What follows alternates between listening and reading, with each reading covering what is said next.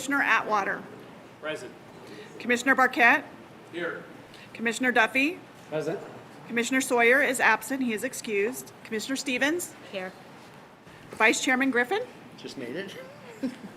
Chairman Trezza. Here. You do have 6 commissioners present. It does constitute a quorum. All right, at this time, I'll ask the Port Director to present service awards. Okay, thank you. So we have 7 service awards, so I'm going to read these off, and then we'll come up and do pictures afterwards. The first one is Sylvester Aguilar, Real Estate Marketing Manager, service of 5 years. He was hired April 2nd of 2019 into his current position.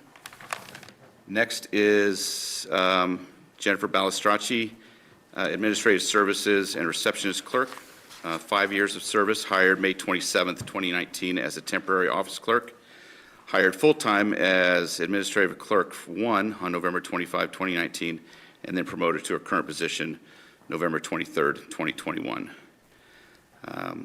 Next is Giovanni Maya, warehouse lift driver, 5 years of service, hired April 15th, 2019 as a non-seniority freight handler, promoted to seniority freight handler on July 9th, 2021, and then promoted to his current position on October 22nd, 2022. Robert Deonda, warehouse lift driver, 10 years of service, hired on May 22nd, 2014 as a seniority freight handler, promoted to his current position on July 1st, 2017. Next is Fernando Galicia, Facilities and Procurement Administrative Assistant 1, 10 years of service, hired April 29th, 2014 as a Human Resources Technician 1, promoted to his current position on August 8th, 2022. Hugh Lim, warehouse lift driver, 10 years of service, hired on April 7th, 2014 as a seniority freight handler, promoted to his current position on July 1st, 2017. And last is Alfredo Constantino, warehouse shipping and receiving clerk with 20 years of service, hired on June 18th, 2024 as a lift driver and promoted to his current position on July 1st, 2017. So round of applause for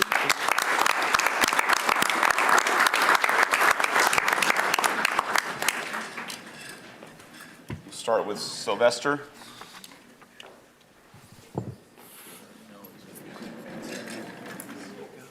I'll do my flag. Yeah, Melanie will do them in front of the flags.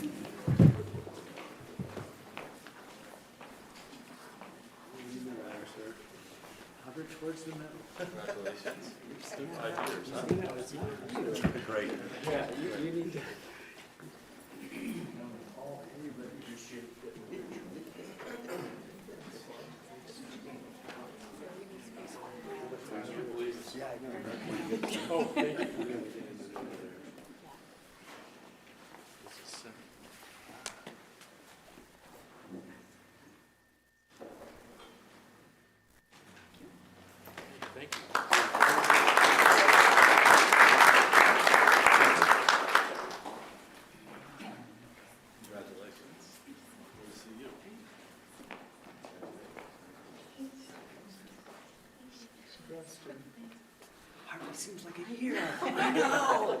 Good job. Thank you so much.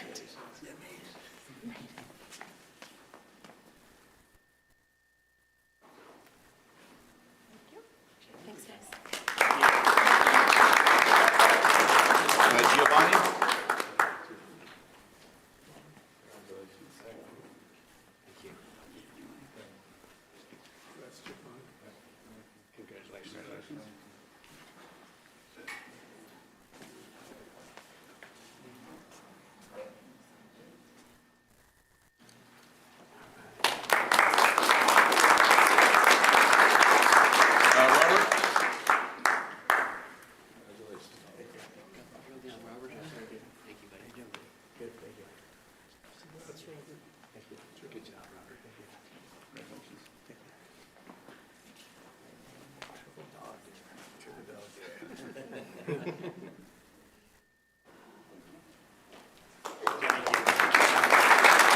Fernando.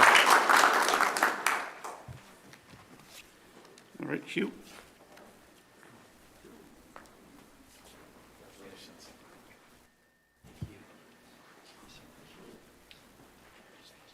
Good job.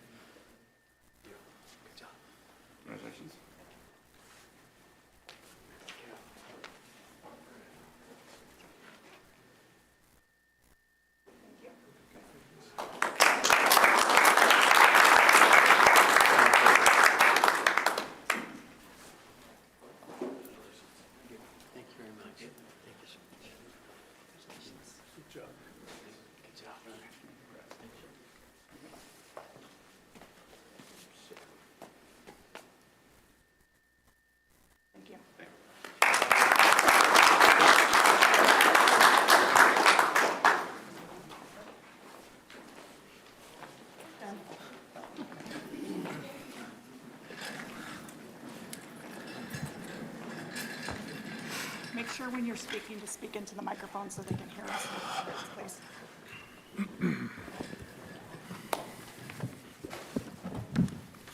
Are there any items on the consent calendar that need to be considered separately? Commissioners? Ask the public. If none, public, any public comments on that? If not, we'll take a motion. So moved. Second. All in favor? Aye. Aye. Moved. I'm sorry, was that the consent calendar? Yes. Can I bring up just a couple questions I had? I had on C and D. And on D, this says 60,000 in what we approved, but the staff report says, I mean, this says 160,000, but the staff report says 60. It's supposed to be 160,000. Okay. That's one. And then the other question was, is that lift station included in, I know we're going to go over the capital improvement project, but is that included in the capital improvement project? That is, I think, one, we did an information on it. Yeah, so we did information on it. We do, this is just the PM, right? Or the CM. So we're doing the CM early because there's some steps they have to do before it even gets approved for design and things like that. So that'll be addressed next meeting. Next meeting. Right, and it was in that list, I couldn't find Yeah. it. That's why, the writing, we'll get to that, the writing on that is so tiny on the other ones, but okay. Modify that, but yeah. So we've done information on it. We're going to do the approval next Okay. meeting. This is And- just and for it's the in the CM. 24, 25. Correct. Right, okay, that's it. Thank you. Yep. Right. Please note that we will consider agenda item number 7 prior to item number 6. So, number 7, Paula? We're not there yet. You already voted on the, Oh, they did vote. I'm yeah, sorry. you already voted. Never He mind. just had questions. Sorry. Scared. Scared me. Good afternoon. So essentially what we're looking to do today is change the days of cash on hand for operating expenses in the cash and investment policy. So currently, the cash and investment policy requires 360 days of cash to maintain operating expenses in case emergency occurs. Right now, because we have a significant amount of need for unrestricted cash and to free up that cash for our capital improvement plan, we're requesting to reduce that 360 days of cash to 180.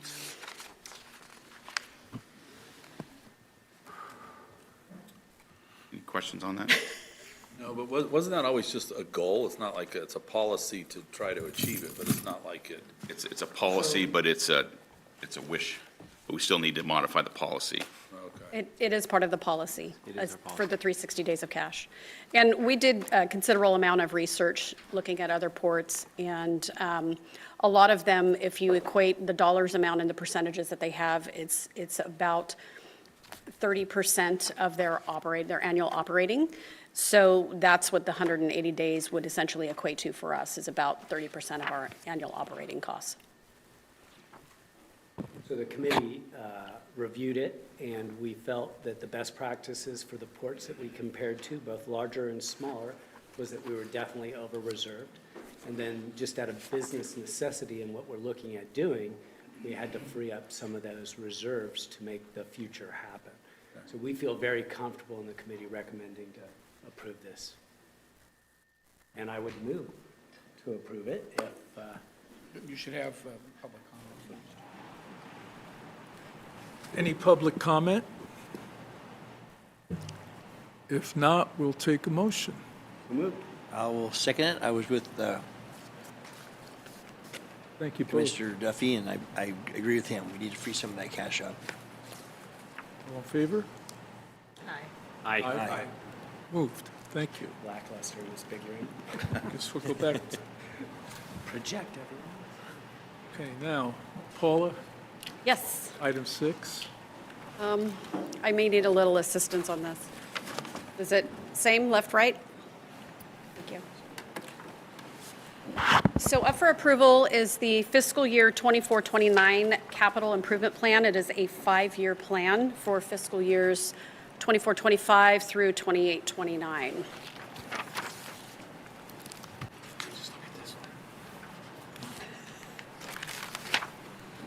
Oop. There we go. So the projects approved, or that we're requesting approval on, include projected costs over 5 years and includes the funding sources of those projects. The total 5-year plan includes infrastructure improvements, which totals approximately $280 million. The total for fiscal year 24-29 proposed is $32,362,250. So 29.9 million of that are capital projects. The remainder is vehicles and equipment, and that includes railcar mover and police vehicles and utility vehicles. So the project prioritization process was a little bit different this year. We had quantified our methodology for the Budget Ad Hoc Committee, and these are the criteria that we used in order to prioritize our projects. Essentially, is the project critical and is it keeping the lights on? So this is the priority. Is this an emergency? Is this something that needs to be completed? And then the consideration of available unrestricted cash. So what level of unrestricted cash can be utilized without jeopardizing the need for cash flow in emergencies, essentially maintaining that days of cash policy and what we can withstand over the next fiscal year. So the projects by category. We have 9.4 in buildings and structures, 5.8 in environmental. Information technology has 632,000. This includes the ERP and a Cisco switch replacement. Maritime has 5.8 million.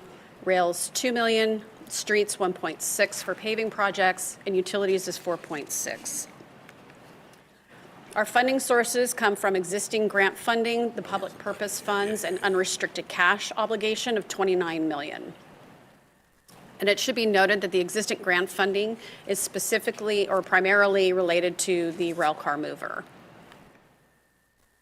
So new projects for this year, the Cisco switch replacements, which is the IT project, Roberts Island, Berth 18 improvements, Maritime Terminal paving, and the Navy Drive parcel.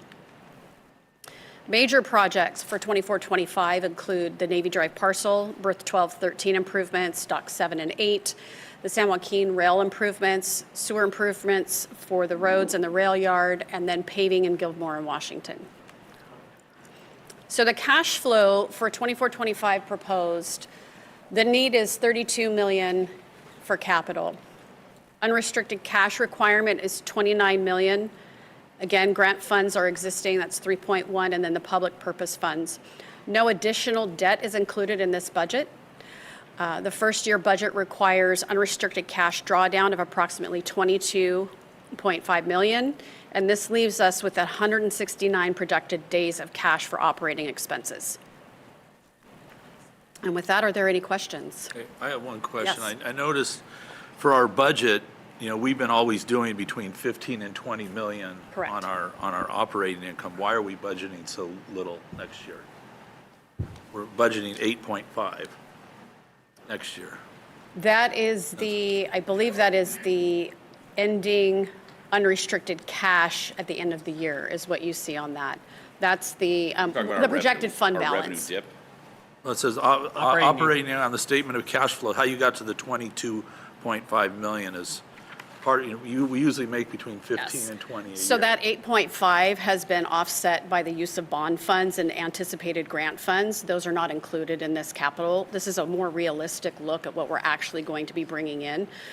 We're obviously not taking on debt or anticipating to take on new debt, so those dollars would not be included in that ending number. That 8.5 is what we're projecting to end the fiscal year with. So that's unrestricted cash at the end of the current fiscal year we're carrying over. Previously, the capital improvement plan, we would put certain projects against anticipated bond funding or anticipated grant funding.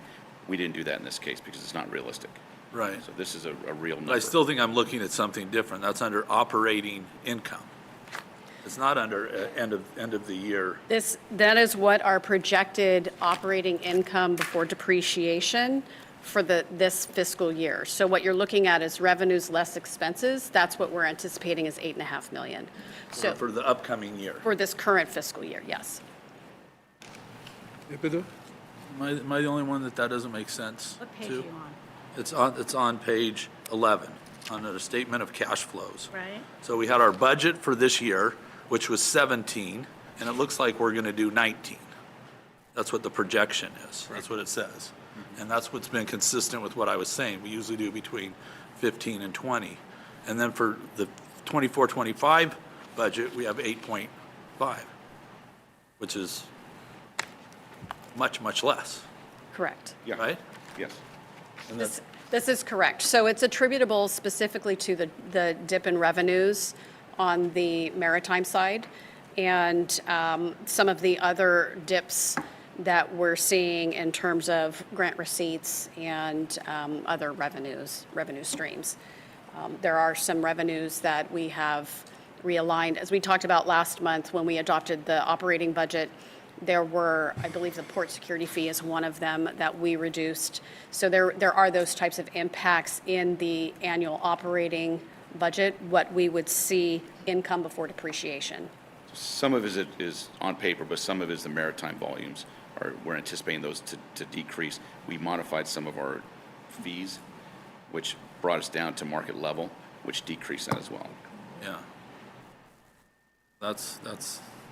That's concerning if that's real, It is. right? Yeah. Very Because that was, It is that's a big deal. Yeah. I just hope we're being super conservative. I don't, you know. That's part of it. Part of it is proper accounting techniques. I was going to ask, how much of this, cash how flow. much of this dip is, we've revamped our accounting a lot. Made a lot of changes. So how much of this is attributable to those changes? I would say the changes reflected in the revenue sources for operating are related specifically to the customer intake on the maritime side and some of the dip in the revenues and then the change in the rate structures. Forecasting, it's not It- accounting there. Right, it's really, I mean, you look at the budget, it's a planning document. And the past practice has been to use what we have budgeted for as an indicator of what we should budget for in the future. But the reality is we should have been looking at what our actuals were so we could determine what the true course of our next couple of years would be. So that's what you should be planning from. That's not how the budget had been done in the past, or that's how it had been done in the past, but it's not how we did the budget this year. So it's really a matter of majority of it being the dip in the revenues that we anticipate very conservatively. I think we could potentially be overestimating our dip and then potentially swinging it backward towards the end of the fiscal year. I mean, it's such a huge variable on that side. And we're not sandbagging. We're trying to look at realistically, but we think it's going to be based on what we get from customer input on the maritime side. So a conservative forecast of business operations based on current volumes and projected volumes to arrive at a budget that's even more conservative. Yes. Well, based on realistic data that we're Yeah. yes, on Yeah. the maritime side specifically. The real estate side, we see an increase in revenue. Yes, we do have an increase in revenue on the real estate side. We make more than that, way more than that on real estate alone. Which is Are we typical. losing money on the maritime? Are we actually projecting a loss? No, we're just not making as much. Lost revenue. I'd like, yeah, I'd like, It's related specifically to volume. And some adjustments, as I said, some adjustments to services, facilities, fees. I mean, it's good news because I would hope we'd have more cash at the end of next year, just like we now have 48 million, which is way more than we've ever had, right? In the The history other of the thing to port. think about, the days of cash is 169 projected. The cost to operate, that's based on $151,000 per day to operate. 154,000, yes. That number will decrease throughout the year. So our days of cash by the year should actually be higher Right, than but 180. but just let me ask this. At the end of projection, which is the end of that year, that 48 million is a real number. That's where we're at right now. That's a real number, unrestricted That's a projected cash. number. That's projection. That's projection. We've not closed the books yet for 23, 24. I know, but it's got to be pretty darn close because Yeah. we're in July. Yes. Yeah, okay, so that's, okay. But we're drawing down, obviously with less revenue, we're drawing down on that cash to fund these. Right, no, that's why I Right, so you have deferred maintenance. understand that, but that's a dramatic increase. Since the time I've been on, it's been between 15 and 20 every year, one way or the other, so Yeah, but we knew we were going to get here with the deferred maintenance, and this is, I don't mind today's, spending the money. I'm worried that we're not earning as much. we're spending the money and not earning as much, so yes, that's the problem. Longer-term projections are much more rosy, though, with pending contracts and things we're working on within the port right now. That's correct. Yes. So this is kind of, This is right? a temporary It's dip. kind of a trough. Yes. And Maritime had a big spike from COVID, which Yes. went away. That's the other thing, too. If you look 2 years ago, we had the supply chain crisis. We benefited dramatically from that, so our revenues were significantly higher than typical. The price of containers just keep dropping, Yep. which hurts us. So your concerns are shared by me. Any other questions from the Shared by all. commission? It was a topic of discussion. Any comments from the public? If not, we'll take a motion to approve. I'll make a motion to approve the budget presented by the committee. I'll second it. All in favor? Aye. Aye. Aye. Yeah, but Not thrilled. I would like, at another time, we could have more discussion on it, because if that trend continues, we need a plan to do all this. It's one thing to approve something, but if we're only, We're just approving for this fiscal year. right, I know We're that. gonna- Yeah, I guess that's a question. On the motion, did you mean for this year? This is the improvement plan for this year. Okay, Capital improvement plan. Yeah, so going forward, we're going to start working on the capital improvement plan for the next 5 fiscal years now, as opposed to budget season, so. Right. We'll have a better handle on that. Have a better rolling. Okay. Thank you. Thank you. Item number 8, Juan Villanueva.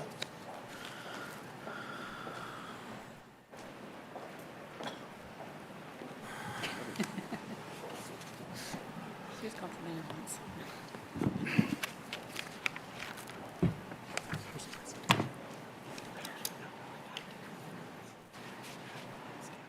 Thank you. The item we have today is a Public Works contract award for a capital improvement project at our bulk terminal on the East Complex, Dock 12 and 13. Specifically, some repairs to the mooring systems and the fendering systems that the Longshore and Operations uses to berth vessels out at the Dock 12 and 13 area. she said, no, it's not a county. Right, I think it is a county. How close are you? Gotta be. Mike? I can't hear you.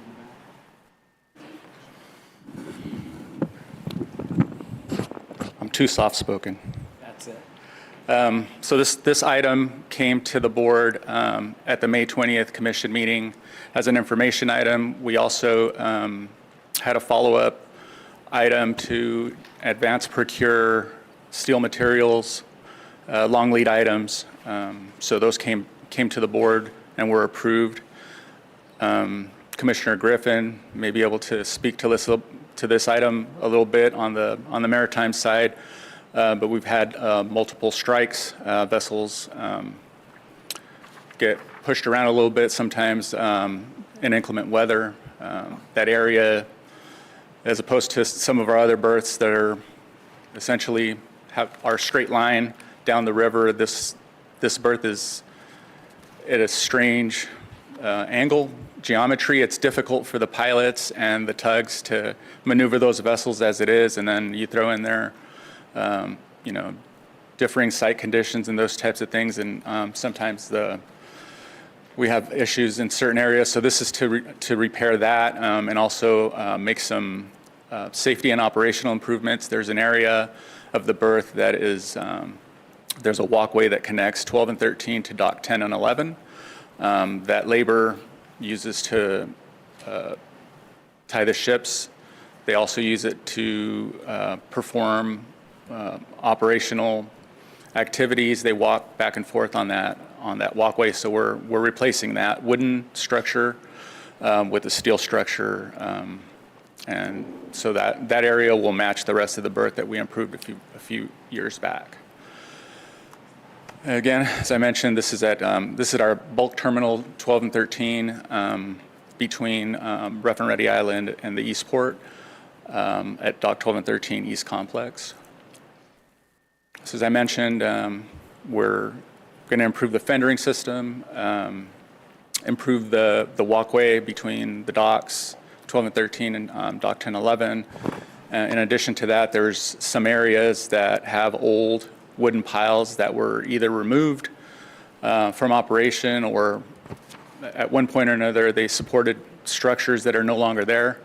We're going to take the opportunity of having that contractor in the water with permits to pull those wooden timbers out of the water to improve the safety of the area and also improve tying lines off to the land side. In addition to the construction contract, we have a construction management contract that's going to be, we're proposing to recommend for approval. We had 2 proposals for construction management, and we've selected the lower priced vendor, and recommending the lower priced vendor. So this, as I mentioned, this is a public works contract. It went out to bid. Public advertisement also went to all of the building exchanges. Sometimes the building exchanges send them to other agencies. So there's plenty of outreach in the solicitation when the port issues it. So we had a pre-bid meeting on May 16th. We had 5 attendees. We did a job site, job walk. We went over the contract specifications. We instructed the bidders on the process, submitting bids, and also provided the contractors that didn't have the plans or the specifications, the plans and specifications the day of. So we had a public bid opening at 3 p.m. on June 19th, and we received 3 bids. Vortex Marine was the low bidder, bested the second bidder by approximately $500,000. And again, just part of the procurement process, board approvals today.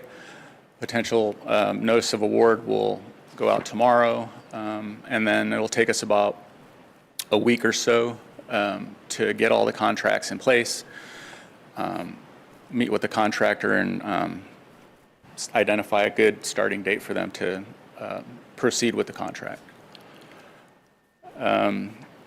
The contract is scheduled to go in through our in-water work window, but the construction phase of the project is going to be completed by December 29th, and we'll have a couple of months after that on the administrative side for contract closeout and compiling as-built drawings and essentially all of the administrative stuff to close out the project. We'll run through February.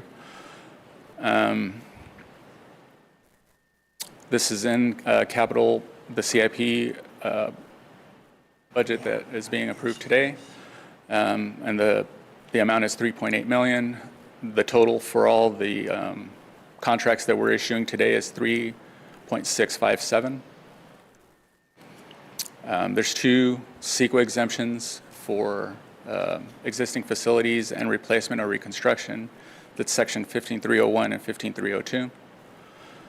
So the port staff is recommending adoption of CEQA exemptions to authorize the port director to execute the contract with the construction contractor and also issue a construction management contract for not to exceed $410,000. Any questions? So I know it was in the 5-year plan. Was it in next year's budget? Correct. Okay. Yeah. So it actually came under estimate, huh? Yeah. It's good. Any other questions, comments? Commission? I think it'll make it a lot safer for the linemen. Speak up into your mic. Oh, I think it will make it a lot safer for the linemen, Juan, as you would agree. It's fairly dangerous, actually. When I was chief dispatcher, one of the jobs I did was tie up ships as well. Yeah. And, oh, man, you've been out there. It's brutal. The timber structures, I mean, we try to do as good a job as we can maintaining those, but, you know, those structures are meant to move, and then once they start moving, they start doing this. And, Right. you know, you're talking about potential trip hazards on the timber walkways and those types of things, so I'll get rid of that. And No, I the think labor's been really pleased with the improvements that we made to 12 Oh, and 13 oh, yeah. previous, so, Been big. yeah. So it's a needed project. And one of our higher revenue docks as well, right? Yeah.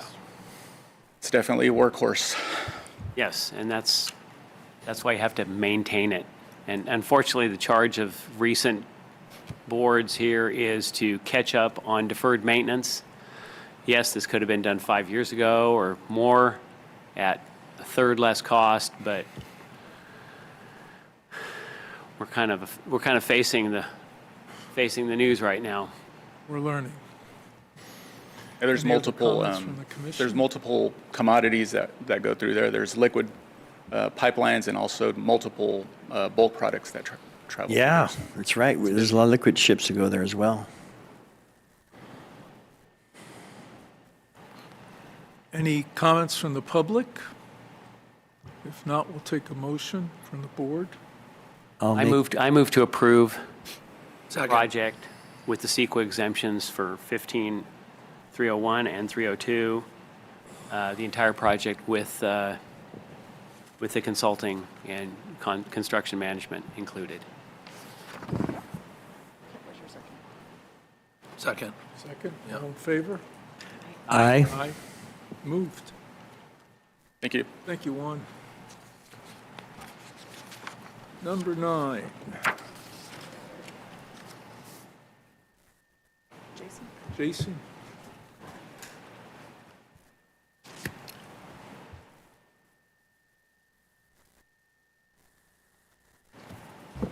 So, good afternoon. Make sure you speak into the mic. So today I'm bringing before you for your consideration the Port's West Complex remediation contract with Geosyntec. So back in 2000, the Port acquired the West Complex from the Navy. And at that time, 52 sites were identified as contaminated by the Navy and the regulatory agencies. And in 2003, the Port entered into a consent agreement with DTSC and the Water Board to remediate those 52 sites. So the current status of remediation right now is we have 24 sites that are closed. There are 5 sites under active remediation, and then we have 17 sites in the closure process. And then 6 sites that we're evaluating right now. So this map just shows the current status of the sites. And so the sites in green are closed. The sites in yellow are undergoing current remediation or in the process of closure. And the red are the sites that we are evaluating further.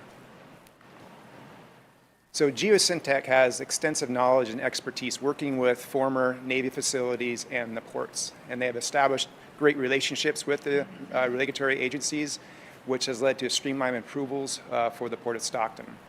And they've also shown the ability to work effectively with these agencies and negotiate with them to achieve cost-effective solutions for the port. And so right now, I'd like to introduce Anju Wicki. She's from Geosyntec, and she kind of leads the remediation effort for the Port of Stockton, and she'll kind of go over Geosyntec's scope of work. Hello, everyone. Hello. So the scope of work for this fiscal year includes the program management tasks, which are, as Jason mentioned, their compliance with the consent agreement order, along with supporting the port on their CIP project, along with some sampling for dredge material for reuse in various sites across Rough and Ready Island.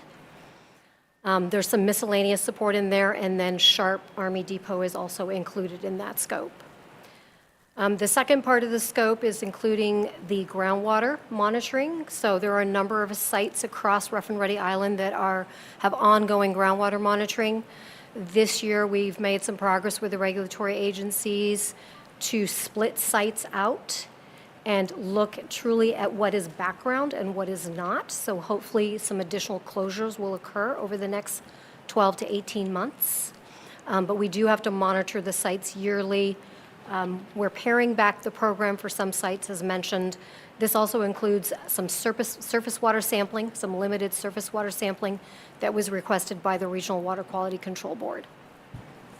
The third, yes? Is that surface water sampling included in the consent agreement with those regulatory agencies? So the drainage channels are, and that's the surface water that we're sampling. Yeah, exactly. Some of them are actually listed as sites. So, Site 10, or the landfill area, is continuing in terms of the construction project planning. So we're supporting the port on not only answering any questions around what has been done versus what still needs to be done, which would be completed by the Stockton Soda team. But then there is also one piece that is preparation of cell M. So in the southern portion of the site, there's a large waste cell that during the negotiation and planning for the initial remediation and the construction, cell M was to be prepped and prepared for Stockton Soda's material that's coming from the unloading building. So that's about a 60-foot excavation, and all that material, rather than sample it, take it off site, dispose of it, which most likely it's not contaminated, it will go on to cell M. Contamination is, air quotes here a little bit. And then cell M will get completed in the future remediation. It'll get closed in the future remediation. So what I mean by contamination is it's not part of a site, but it is within the landfill area. So that's the concern there with that material that the agencies have expressed. Any questions on that? And then the last item is this ongoing Site 47 redevelopment. So Trammell Crow, I'm assuming they're going to begin their construction if they have not already. And so any support that they would need. And then there is some post-construction groundwater monitoring that will be required by the regulatory agencies. And that's part of this scope as well. How long will that go on? The Trammell Crow construction project? The post-project sampling after the, Oh, it's just one round of sampling. okay. Yeah. Yep. And that is the general overview of the scope of work. There's a lot more detail, but I don't need to bore you. I don't know if I got that. Is that everything that's needed for Stockton Soda? Or is that just what's needed this year? I mean, will that? That's what's needed this year. Yeah, okay, Yeah. That's what's needed this year for all these programs. right. Yeah. And we have that, that's not capital, right? That's just an ongoing expense in the budget? Or is this capitalized? Did we? I don't think, I'm sorry? Jason, I don't think we included that in the CIP. That's, yeah, you said, What's that? We didn't include that in the CIP. No, yeah. So it's ongoing, and as far as Site 10, that's also dependent on their construction schedule. so yeah, the Site 10 might not happen this year. It will happen once Denmark starts the construction process. And this is more of an accounting question, but isn't that normally capitalized? The cleanup, or no? No? So Paula might. That's not a question for you.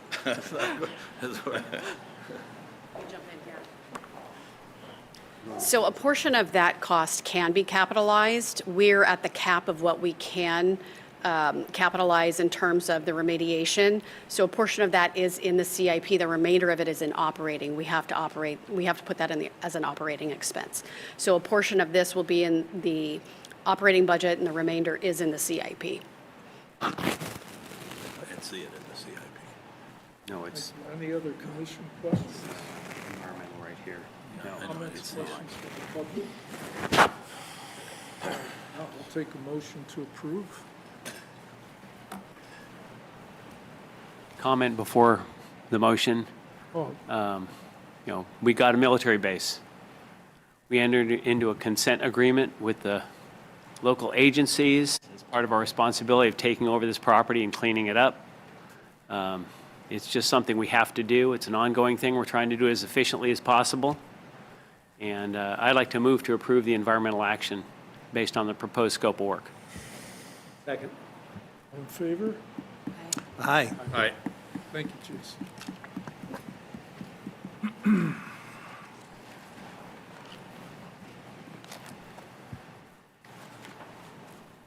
Okay. Do we have any committee reports from the commission? It was a joy to work on the budget this year. Yeah. So, in all seriousness, it was a joy to work on the budget this year, and I appreciate all those who sat on the committee. We did it a little bit differently this year, but we also set some new things to ask for in standard for next year on how much time in advance that we have, and as we're going through this, how we can look to improve constantly how we're doing our budgeting and look towards the future. A lot of growth is going to take place. We want to do a lot of things. And part of that is just getting your financial house in order and making sure that you have the resources to call on when you need it. So I was very happy. It was a process this year. It felt a little more grinding than usual, but that was good because there was great work product out of that. And I think we have the most realistic budget we've had in quite some time. So thank you to staff for hanging in there, and thanks to the committee members for hanging in there. Thanks, Mike. It was good. Thank you. Thank you, committee members. I could see it was painful.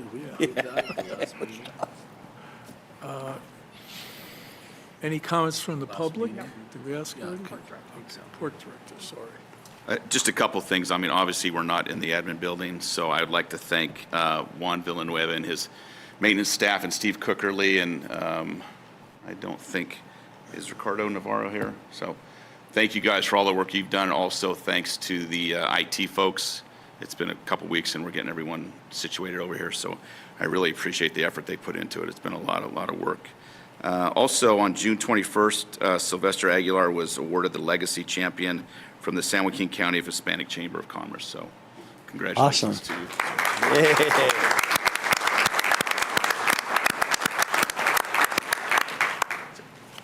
Okay, and I'd like to echo Kirk's thanks to the staff for helping through this transitional move.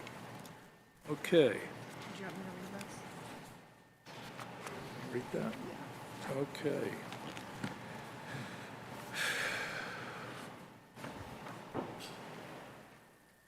On behalf of the Stockton Port District Board of Commissioners, may I take this opportunity to mention that the Commission welcomes any member of the public to speak during board meetings. Public comments should be directed to the chairman of the board and should be related to items that fall within the jurisdiction of the port. It is requested that speakers identify themselves by name. Please complete a comment form that is on the podium for this purpose. Also, each speaker will be given 3 minutes for comments. As a courtesy, after 2 minutes, the speaker will be advised that their comments should be concluded within 1 minute. Are there any members of the public here today that would like to address the commission on non-agenda items? This is non-agenda items, so if you're here for Bayotech, that will be after closed session. Why'd you move your thing closer?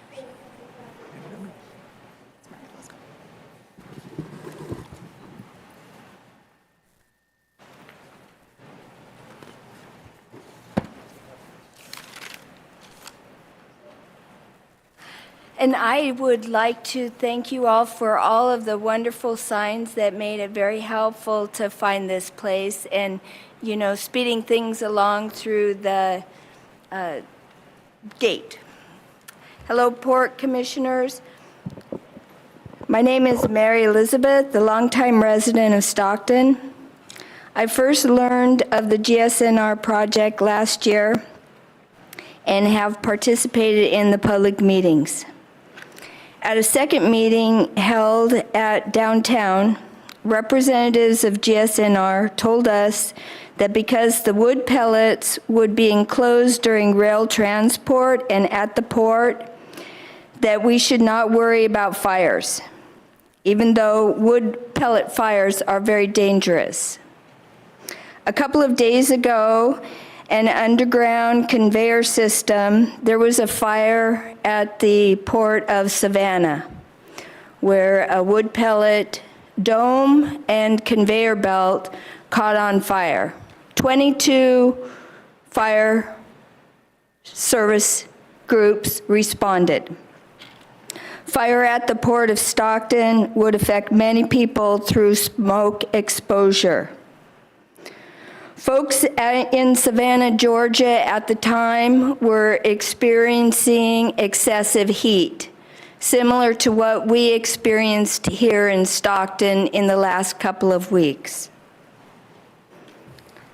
I'm asking that the Port Commissioners put on their agenda on an upcoming meeting an opportunity for scientists that have been working on wood pellet projects throughout the country be able to provide you with some background information before the draft environmental impact report is issued by GSFA. The Port of Stockton staff will be commenting on that project, as in this case, the Port of Stockton is not the lead CEQA agency. It's Golden State Financing Authority. And I provided some written comments as well. Thank you. I do have, I have one signature.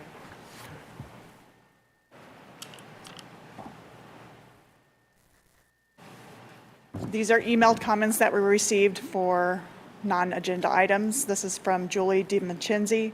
I sent an email on 7/12/845. Since then, I have learned that one of my daughters-in-law just found out she is pregnant. I had mentioned in my email that this project would impact my children and future grandchildren. Since learning of her pregnancy, the future is now the present. This is for GSNR as well. These are comments from Alex DeSchutte. Hello, my name is Alex DeSchutte and I live in Torrance, California. I adamantly oppose the Golden State Natural Resources wood pellet project. The GSNR project is a promise to be a job creator, yet their leaders also in the RCRC have opposed prevailing wages. Drax, the UK-based energy corporation involved with the wood pellet industry in the American South, guarantees a costly repeat of history, the exacerbation of air pollution and fire explosions. Fire explosions at wood pellet plants and their storage silos have occurred in more than a dozen states, with a storage silo in Port Arthur, Texas catching fire and burning for 100 days in 2017. It led to a woman's death and sent many local residents to the hospital. Even when the pellets are enclosed, the risk of fire is high. Along with flammable weather during warm, dry months, the resulting greenhouse gas emissions and air pollution during fire explosions and normal operations means Port of Stockton residents can also expect to inhale air contaminated with gases such as 1-3 butane. I'm not even going to say these other ones. I suggest here, as a chemist, that it sounds hard to pronounce, then you shouldn't breathe it. They are toxic carcinogens and irritants, likely responsible for high rates of asthma, low birth weights, and cardiovascular disease, prominent in communities near wood pellet plants like the GSNR project. In addressing Stock's public health and safety, the GSNR project will be a government-sanctioned breathing hazard for this community already overburdened with pollution. With sustainable alternatives for energy sources available, there is absolutely no alternative to protecting the health and well-being of residents. These were also provided to the commission. That's all I have for this.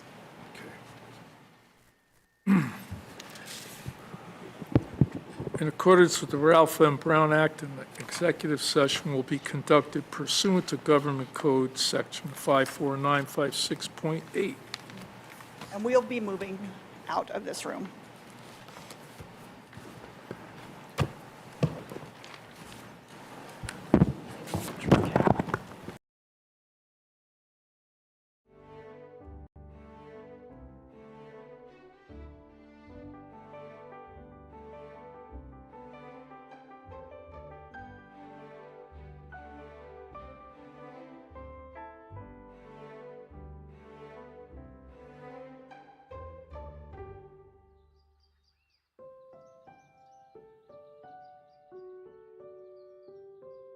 In 1845, when Charles Weber acquired a 49,000-acre parcel from his luckless business partner in exchange for paying off his grocery bill, he couldn't have anticipated what awaited him 3 years later.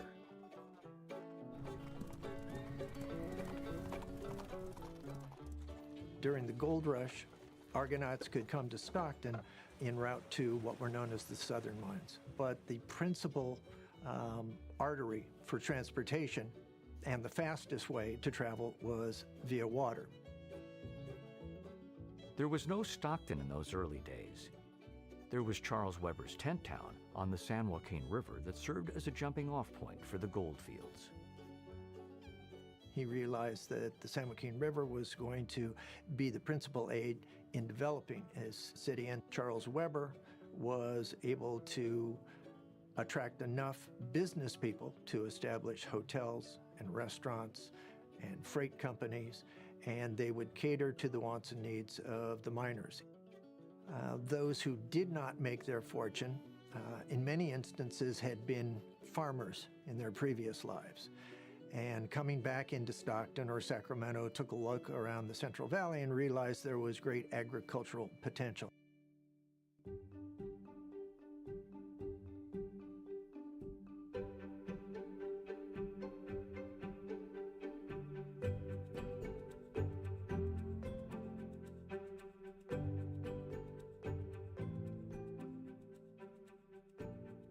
We're in San Joaquin County. This is the most productive agricultural area really in the world. You grow corn, wheat, almonds, walnuts, fruit, a whole host of different commodities feeding the world. You couldn't have the unique agricultural environment we have without the river. That is what allowed this state to turn from a gold mining state, if you will, to a food state. California's Central Valley is blessed with the best soil there is. Back then, the problem was less about growing the food than it was getting it to market.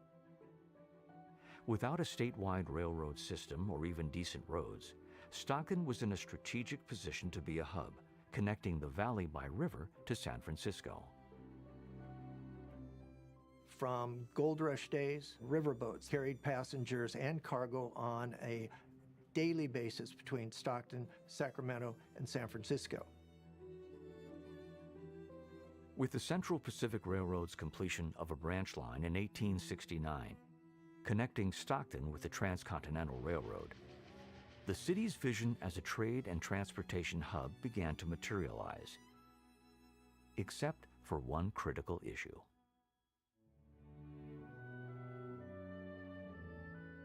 There were rather tortuous waterways leading from San Francisco to Stockton, weaving and turning through the islands. And because of hydraulic mining, there was a lot of sedimentation of these river areas, and so it was becoming rather shallow. In addition, ships were getting larger with deeper drafts, leaving the river's shallow depth a barrier to ocean-going vessels. If the region was going to grow with the times, it had to tame the twisting passage through the delta. Even though no single individual gets credit for proposing a dredged shipping channel, it was Lieutenant Colonel Barton Stone Alexander who drew up the plan in 1870 that showed it was feasible. They kind of choked at the projected $8 million price tag of such a ship canal. And so it continued to be a festering problem for the city of Stockton, being cut off from that ocean-going transportation. Other countries hungered for California products, not just grains, nuts, and cotton, but manufactured goods too. The opportunity for trade was undeniable. When a product moves and how it moves is all dependent on where the destination is. The ship behind me is actually loading rice that's going to Japan. Rice would not be able to get to Japan if it didn't use port facilities, because it doesn't make economic sense to ship the kind of tonnage that one ship can hold in another way, like say maybe in an aircraft. Stockton's residents remained convinced their future lay in a navigable ship channel. So in 1925, they passed a $3 million bond toward its construction. The state and feds later added more funds that finally set the project in motion. Work began in 1930. Dredges began removing millions of cubic yards of river bottom. Clamshell dredges piled the mud and rock to make levees that formed the new channel, opening acres of delta islands for farmland. Despite the Great Depression and Hitler's rise in Germany, in Stockton, church bells rang and automobile horns blared. It was 1933, and more than 1,000 people celebrated the arrival of the Daisy Gray, the first deep draft vessel to arrive at Stockton's new port using the new channel. It was the start of a new era.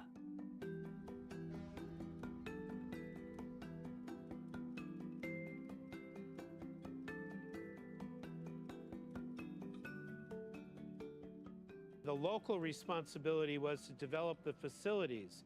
So they developed the docks, the warehousing, the rail connection, many of which we're actually still using today. In my opinion, rail facilities are just as important to the success of a port as a dock. Central California Traction Company has been in business for more than 100 years. We are a small railroad that basically does all the railroad switching on the Port of Stockton, and we're going all day long. We get rail cars from two major railroads, Burlington Northern and Union Pacific, and we get those cars, separate them all out, take them to the customers, let them unload them or load them, and then take them back and give them to those Class 1 railroads. The port is a busy place, and they've got ships coming in, they've got trucks coming in, and if we didn't have the railroad here, you wouldn't be able to get enough trucks in over the road infrastructure that they have.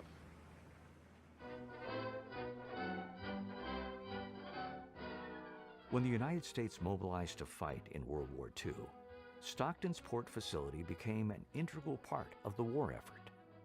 The United States Army took over the Port of Stockton, and it became the largest vehicle and parts consignment center in the entire United States. The harbor overflowed with 10,000 workers, loading merchant vessels and assembling as many as 125 ships for the war effort, from tugs to minesweepers. In 1944, the United States Navy took over what was known as Rough and Ready Island and turned it into a naval complex. And the Navy held on to this area up until the year 2000, when Rough and Ready Island and all of its developments were turned over to the Port of Stockton. Rough and Ready Island tripled the size of the port overnight. It added warehousing and open land that the Port of Stockton never had before. The acquisition really helped us to be able to provide additional space for tenants to develop their own projects. Yara North America chose this location for its central location in the valley. We were able to lease a piece of the land here and build this facility and move our operation from another location that was less profitable and less convenient, so to speak. Keeps us competitive, keeps our costs down, and keeps us profitable, which is really what we're all about. The presence of global companies reflects the port's role in world commerce. Cargo crossing the docks has grown 176% in less than 10 years, making the Port of Stockton the fourth busiest port in California. I've seen the port get extremely busy. I was working when there would be maybe one ship every 2-3 weeks. Now we have 2-3 ships every day coming in. It's just booming. While the port is responsive to world markets and international trade trends, it's also tied to the local community with a responsibility to its neighbors. Today, the port supports more than 10,000 jobs, what I like to call family wage jobs, to become a major part of the economic foundation of Stockton and the greater San Joaquin County area. The port actually makes a major contribution through tax revenues that go into every facet of every service that's provided by the city of Stockton, or San Joaquin County? The port absolutely is part of the community. The waterway is not just only our ship channel. It is part of the Delta, it is part of the Pacific Flyway, it is a recreation area, it is a fishery. One of the latest commitments the port has made is we have joined the Green Marine Program. It looks at how ports and how maritime operations are being handled to reduce your impacts on the environment. At Antioch Dunes National Wildlife Refuge, we are working to restore the habitat for 3 species by placing sand material that comes out of our dredging each year. It's been an extremely successful project. The owls were here when we took over Rough and Ready. You know, the rodents like to burrow holes in our levees, and we use the owls, the Air Force, if you want to call them, to come in and reduce the rodent population.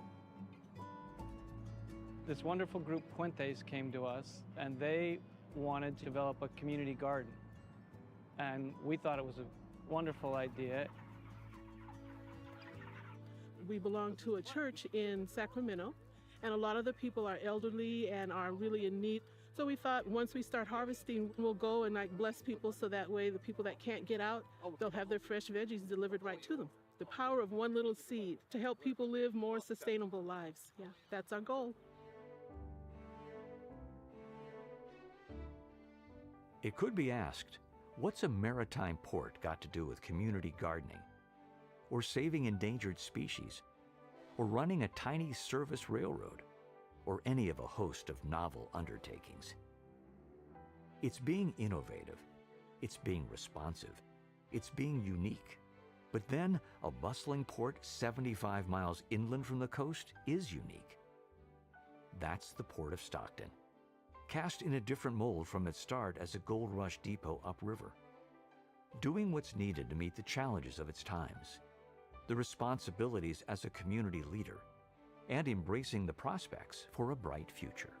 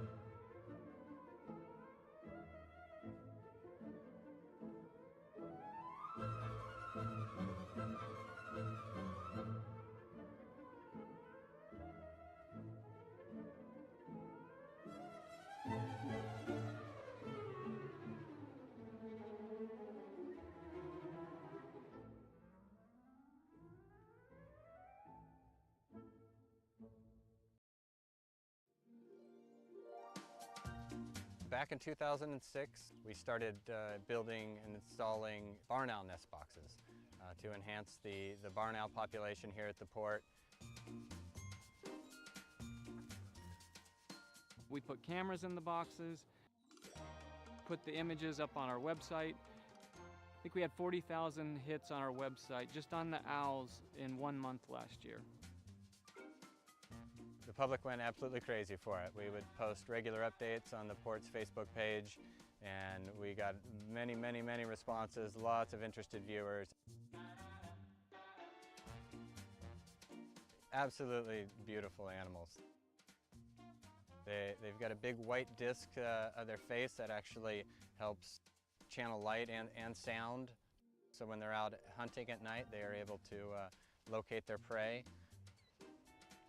The islands here are all surrounded by levees. To maintain the integrity of those levees, it's pretty important that you keep rodents from burrowing and digging holes.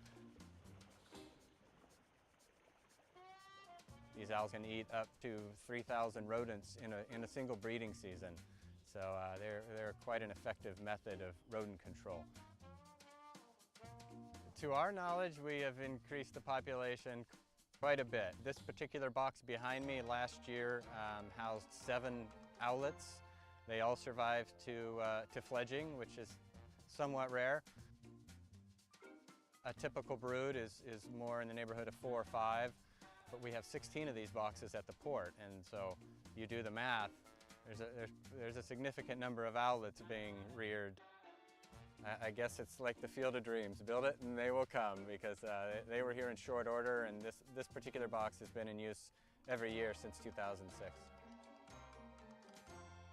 The point of the Owl Box program is to reduce pesticide use, protect our levees, and in the meantime, now we've got a great project we can also share with the public that creates interaction.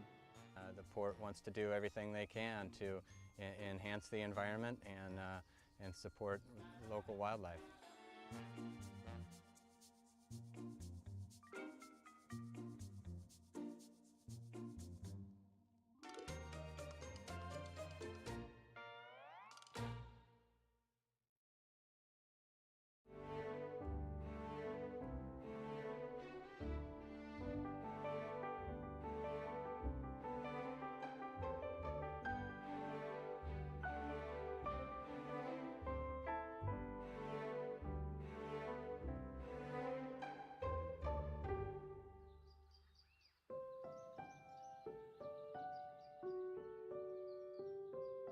In 1845, when Charles Weber acquired a 49,000-acre parcel from his luckless business partner in exchange for paying off his grocery bill, he couldn't have anticipated what awaited him 3 years later.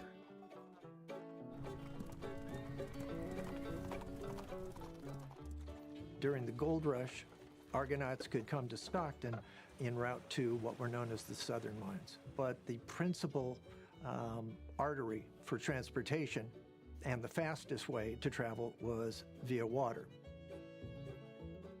There was no Stockton in those early days.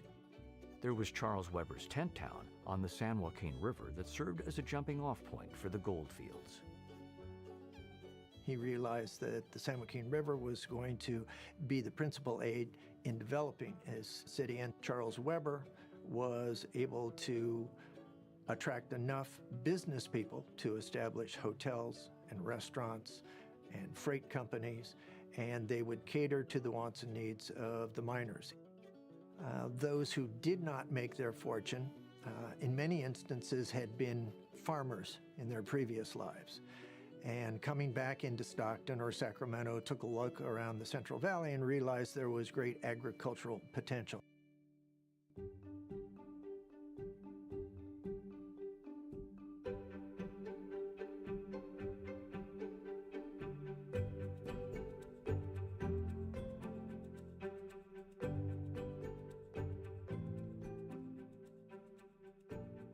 We're in San Joaquin County. This is the most productive agricultural area really in the world. You grow corn, wheat, almonds, walnuts, fruit, a whole host of different commodities feeding the world. You couldn't have the unique agricultural environment we have without the river. That is what allowed this state to turn from a gold mining state, if you will, to a food state. California's Central Valley is blessed with the best soil there is. Back then, the problem was less about growing the food than it was getting it to market. Without a statewide railroad system or even decent roads, Stockton was in a strategic position to be a hub, connecting the valley by river to San Francisco. From gold rush days, riverboats carried passengers and cargo on a daily basis between Stockton, Sacramento, and San Francisco. With the Central Pacific Railroad's completion of a branch line in 1869, connecting Stockton with the Transcontinental Railroad, the city's vision as a trade and transportation hub began to materialize, except for one critical issue.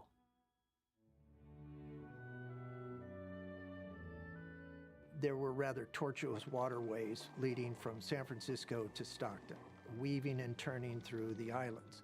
And because of hydraulic mining, there was a lot of sedimentation of these river areas, and so it was becoming rather shallow. In addition, ships were getting larger with deeper drafts, leaving the river's shallow depth a barrier to ocean-going vessels. If the region was going to grow with the times, it had to tame the twisting passage through the delta. Even though no single individual gets credit for proposing a dredged shipping channel, it was Lieutenant Colonel Barton Stone Alexander who drew up the plan in 1870 that showed it was feasible. They kind of choked at the projected $8 million price tag of such a ship canal. And so it continued to be a festering problem for the city of Stockton, being cut off from that ocean-going transportation. Other countries hungered for California products, not just grains, nuts, and cotton, but manufactured goods too. The opportunity for trade was undeniable. When a product moves and how it moves is all dependent on where the destination is. The ship behind me is actually loading rice that's going to Japan. Rice would not be able to get to Japan if it didn't use port facilities, because it doesn't make economic sense to ship the kind of tonnage that one ship can hold in another way, like say maybe in an aircraft. Stockton's residents remained convinced their future lay in a navigable ship channel. So in 1925, they passed a $3 million bond toward its construction. The state and feds later added more funds that finally set the project in motion. Work began in 1930. Dredges began removing millions of cubic yards of river bottom. Clamshell dredges piled the mud and rock to make levees that formed the new channel, opening acres of delta islands for farmland. Despite the Great Depression and Hitler's rise in Germany, in Stockton, church bells rang and automobile horns blared. It was 1933, and more than 1,000 people celebrated the arrival of the Daisy Gray, the first deep draft vessel to arrive at Stockton's new port using the new channel. It was the start of a new era.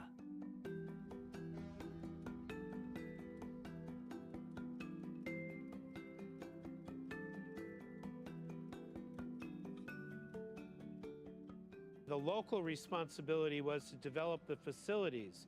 So they developed the docks, the warehousing, the rail connection, many of which we're actually still using today.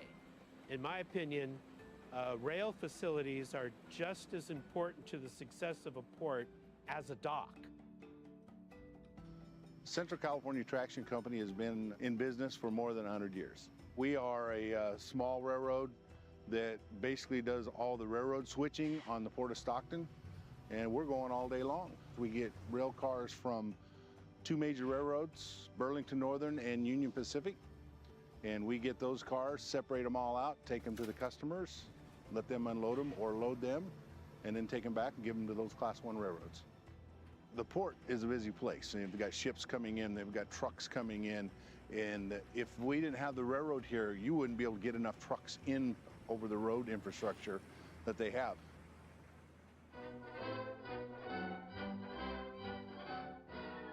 When the United States mobilized to fight in World War II, Stockton's port facility became an integral part of the war effort. The United States Army took over the Port of Stockton, and it became the largest vehicle and parts consignment center in the entire United States.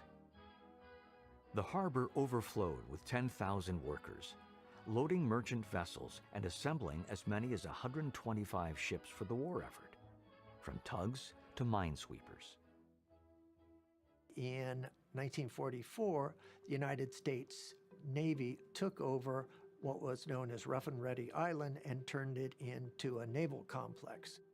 And the Navy held on to this area up until the year 2000, when Rough and Ready Island and all of its developments were turned over to the Port of Stockton. Rough and Ready Island tripled the size of the port overnight. It added warehousing and open land that the Port of Stockton never had before. The acquisition really helped us to be able to provide additional space for tenants to develop their own projects. Yara North America chose this location for its central location in the valley. We were able to lease a piece of the land here and build this facility and move our operation from another location that was less profitable and less convenient, so to speak. Keeps us competitive, keeps our costs down, and keeps us profitable, which is really what we're all about. The presence of global companies reflects the port's role in world commerce. Cargo crossing the docks has grown 176% in less than 10 years, making the Port of Stockton the fourth busiest port in California. I've seen the port get extremely busy. I was working when there would be maybe one ship every 2-3 weeks.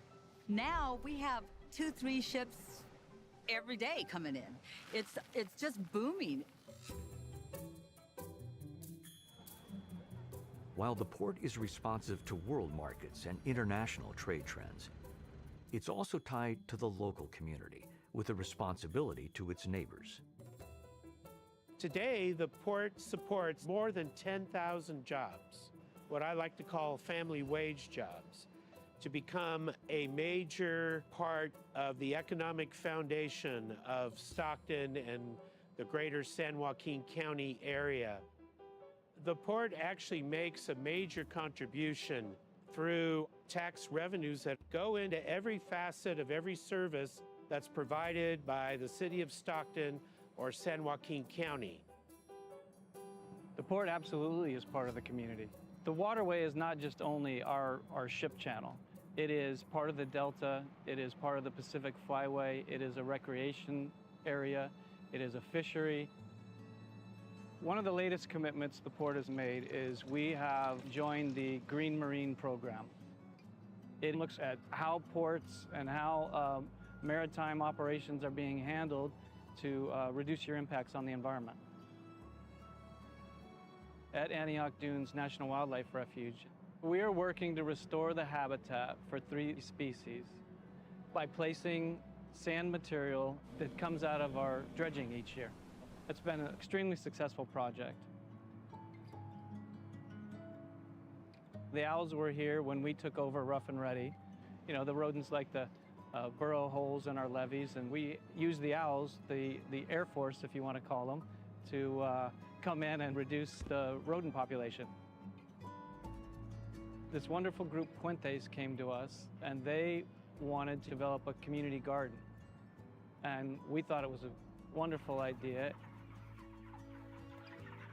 We belong to a church in Sacramento, and a lot of the people are elderly and are really in need. So we thought once we start harvesting, we'll go and bless people so that way the people that can't get out, they'll have their fresh veggies delivered right to them. The power of one little seed to help people live more sustainable lives. Yeah, that's our goal. It could be asked, what's a maritime port got to do with community gardening, or saving endangered species, or running a tiny service railroad, or any of a host of novel undertakings? It's being innovative, it's being responsive, It's being unique. But then, a bustling port 75 miles inland from the coast is unique. That's the Port of Stockton, cast in a different mold from its start as a gold rush depot upriver.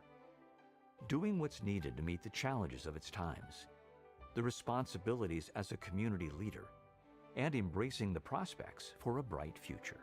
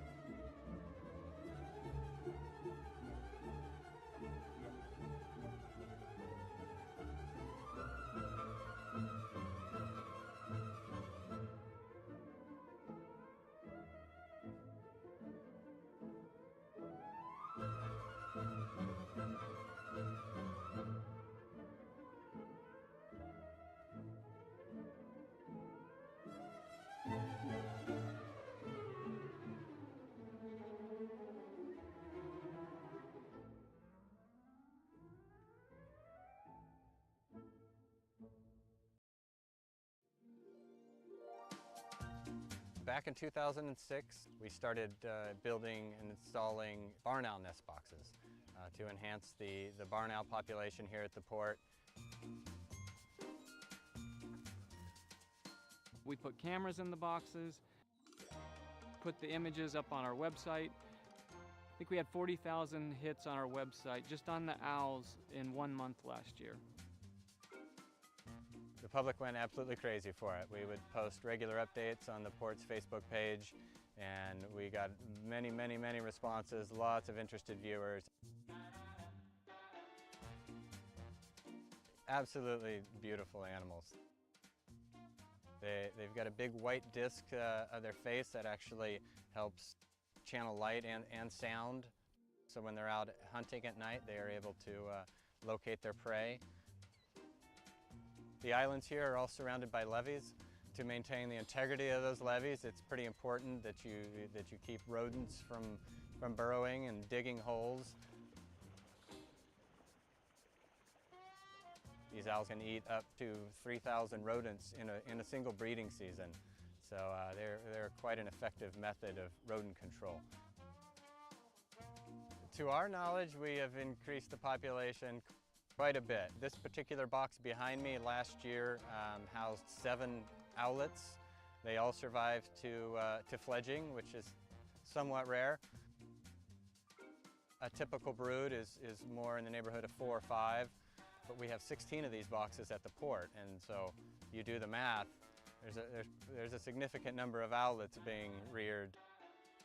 I guess it's like the Field of Dreams. Build it and they will come, because they were here in short order, and this particular box has been in use every year since 2006. The point of the Owl Box program is to reduce pesticide use, protect our levees, and in the meantime, now we've got a great project we can also share with the public that creates interaction. The port wants to do everything they can to enhance the environment and support local wildlife.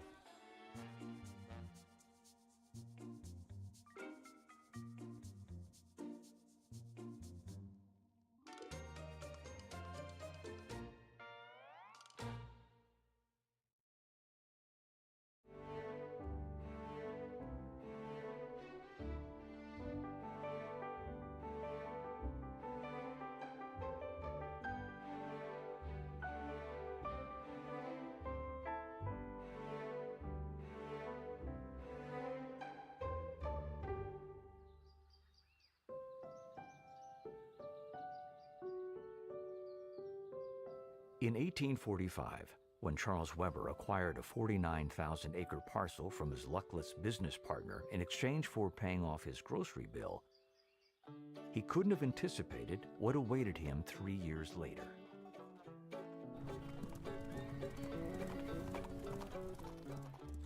During the gold rush, Argonauts could come to Stockton en route to what were known as the southern mines. But the principal artery for transportation and the fastest way to travel was via water.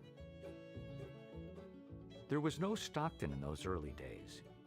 There was Charles Weber's tent town on the San Joaquin River that served as a jumping-off point for the gold fields. He realized that the San Joaquin River was going to be the principal aid in developing his city, and Charles Weber was able to attract enough business people to establish hotels and restaurants and freight companies, and they would cater to the wants and needs of the miners. Those who did not make their fortune, in many instances, had been farmers in their previous lives. And coming back into Stockton or Sacramento, took a look around the Central Valley and realized there was great agricultural potential.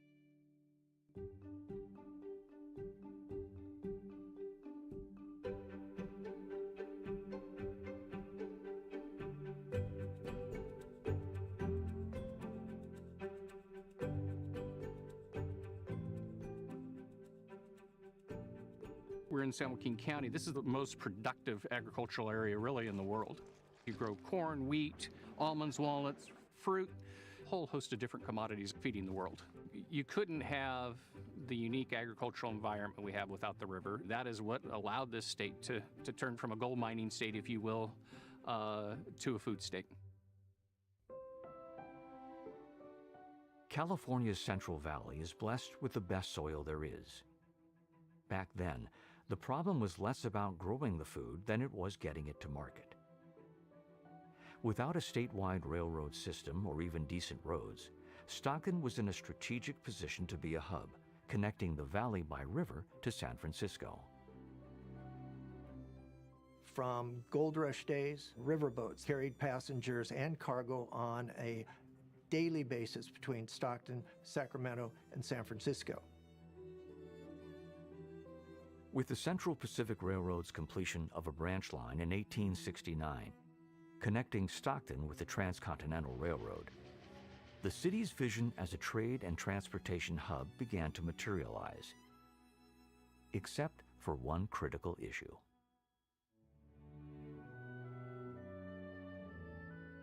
There were rather tortuous waterways leading from San Francisco to Stockton, weaving and turning through the islands. And because of hydraulic mining, there was a lot of sedimentation of these river areas, and so it was becoming rather shallow. In addition, ships were getting larger with deeper drafts, leaving the river's shallow depth a barrier to ocean-going vessels. If the region was going to grow with the times, it had to tame the twisting passage through the delta. Even though no single individual gets credit for proposing a dredged shipping channel, it was Lieutenant Colonel Barton Stone Alexander who drew up the plan in 1870 that showed it was feasible. They kind of choked at the projected $8 million price tag of such a ship canal. And so it continued to be a festering problem for the city of Stockton being cut off from that ocean-going transportation. Other countries hungered for California products, not just grains, nuts, and cotton, but manufactured goods too. The opportunity for trade was undeniable. When a product moves and how it moves is all dependent on where the destination is. The ship behind me is actually loading rice that's going to Japan. Rice would not be able to get to Japan if it didn't use port facilities, because it doesn't make economic sense to ship the kind of tonnage that one ship can hold in another way, like, say, maybe in an aircraft. Stockton's residents remained convinced their future lay in a navigable ship channel. So in 1925, they passed a $3 million bond toward its construction. The state and feds later added more funds that finally set the project in motion. Work began in 1930. Dredges began removing millions of cubic yards of river bottom. Clamshell dredges piled the mud and rock to make levees that formed the new channel, opening acres of delta islands for farmland. Despite the Great Depression and Hitler's rise in Germany, in Stockton, church bells rang and automobile horns blared. It was 1933, and more than 1,000 people celebrated the arrival of the Daisy Gray, the first deep draft vessel to arrive at Stockton's new port using the new channel. It was the start of a new era.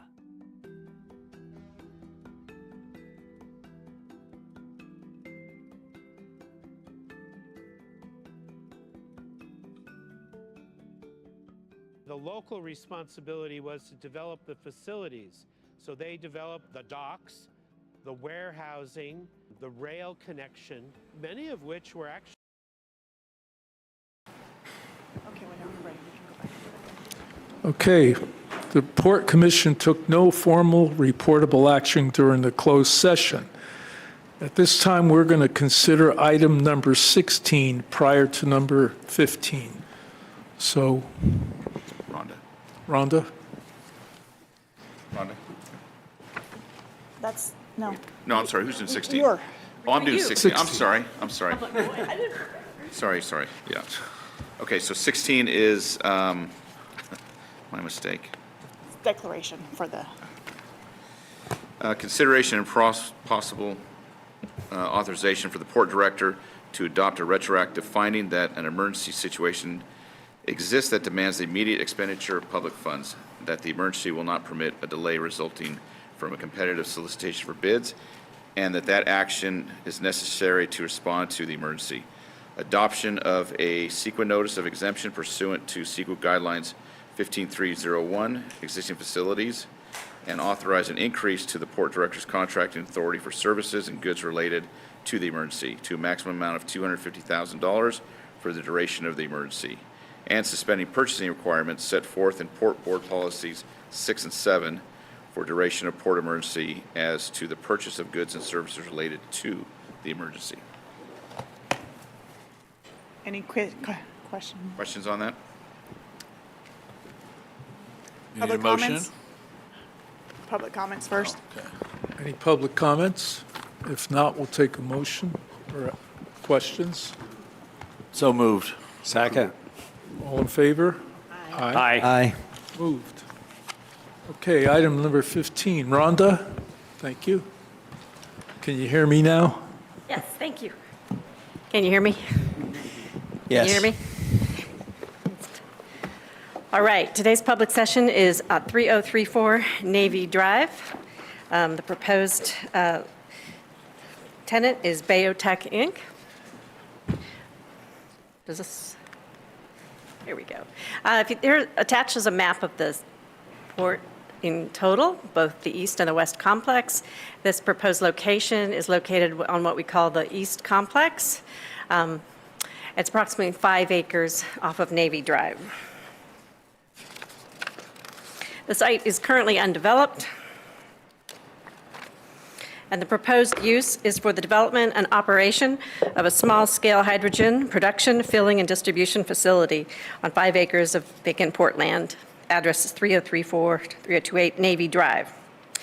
The lease preparation is complete, and the ISMND has been finalized after public comments.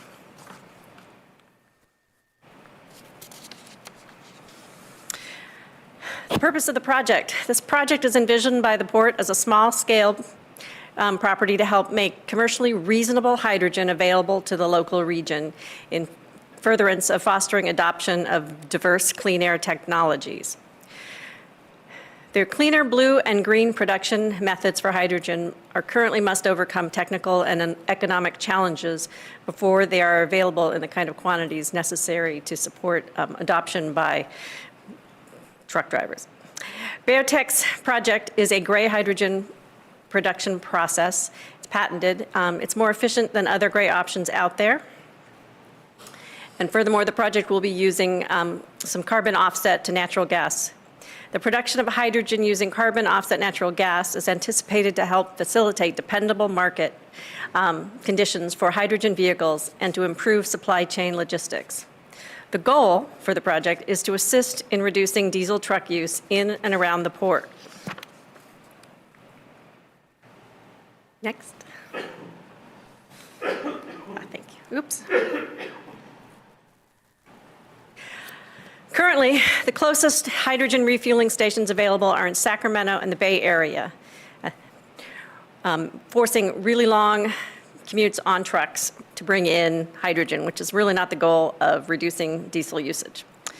Currently, regional transit authorities are adding buses to their fleets in response to California's zero emission requirements for new buses. These include San Joaquin Regional Transit District and the Stanislaus Regional Transit Authority.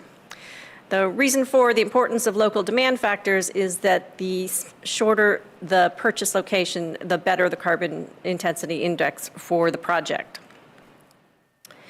Initial production line is assumed for this small-scale project at 1,000 kilograms a day using steam methane reforming method, expandable to a maximum of 2,000 kilograms based on market demand. Project description includes hydrogen compressors. Hold on a second, I'm not sure where my map, Hydrogen compressors, 120 square foot each, hydrogen storage pods, 160 square foot each, and Bayotech's H2-1000 hydrogen generation system. The project will connect to existing port utility infrastructure and will involve a PG&E easement for the gas line. There'll be a perimeter fence around the entire project area, included automatic safety gate with cameras. There'll be a warehouse facility, small, with storage office and employee parking. It's hard to read the site plan, but the actual improvement areas are concentrated on the north side of this site in the smaller squares that you see. The port conducted an environmental review of the project according to CEQA. It resulted in an initial study, Mitigated Negative Deck, which was initially released on May 30th, 2023. It was recirculated from March 27th, 2024 to April 25th of 2024. During that time, 19 comment letters or emails were received on the proposed project. Concerns included greenhouse gas emissions and threshold levels, zero emissions trucks factoring into CEQA analyses, compliance with low carbon fuel standard, and requests for a full EIR. The final ISMND considered all public comments and included text edits. As a result of the ISMND, there will be a mitigation, monitoring, and reporting program, MMRP, and mitigations to potential impacts to the Boggs Tract area. Bayotech is required to purchase renewable natural gas or RNG credits to reduce their net carbon emissions of the fuel stock. The project will have low net truck traffic and will be required to use Navy Drive, diverting traffic from the Boggs Tract area. Bayotech-owned trucks will be hydrogen fuel trucks. Third-party trucks will be required to meet CARB emissions requirements. These limitations help ensure that the benefit of hydrogen production at the port will result in local emissions reductions. Bayotech Inc. is the proposed tenant. They're a 9-year-old company still in the advanced development stages of hydrogen production and operation. Their management team is experienced in hydrogen and refinery business with recent acquisitions. They're committed to an energy-efficient and cost-effective hydrogen supply. The Port of Stockton facility is being funded by private sector investment and is not dependent on government subsidies. Estimated potential capital, or estimated maximum capital spend of $30 million in site development, infrastructure, and property improvements. Bayotech is a well-funded, private-funded entity. They're having raised over $200 million. The investors include New Light Partners LP, Cottonwood Technology Funds, Sun Mountain Capital, Fortistar, and Caterpillar. It gets smaller and smaller print, just like an eye exam. Summary of major lease terms. It's anticipated to be a 10-year lease with 2 5-year options at tenants' exercise. The use is for development and operation of a hydrogen production and filling facility. The lessee tenant is Bayotech Inc., a Colorado corporation. There's 3 lease periods. One is a permitting period to finalize receipt of permits, a construction period anticipated for 12 months at 50% rent, and then rent for $42,500 per acre per year, or 98 cents per square foot per annum. There will be annual lease rental escalations with a full CPI with a floor of 0 and no cap. There will be a fair market value reset every 10 years. It's anticipated that there will be 50 construction jobs and approximately 10 local permanent jobs created by this lease. The port is making no capital contributions to the improvements. Construction will be guaranteed by Bayotech Holdings, LLC. Gone through the permitting period. Operations are anticipated to commence in 2025.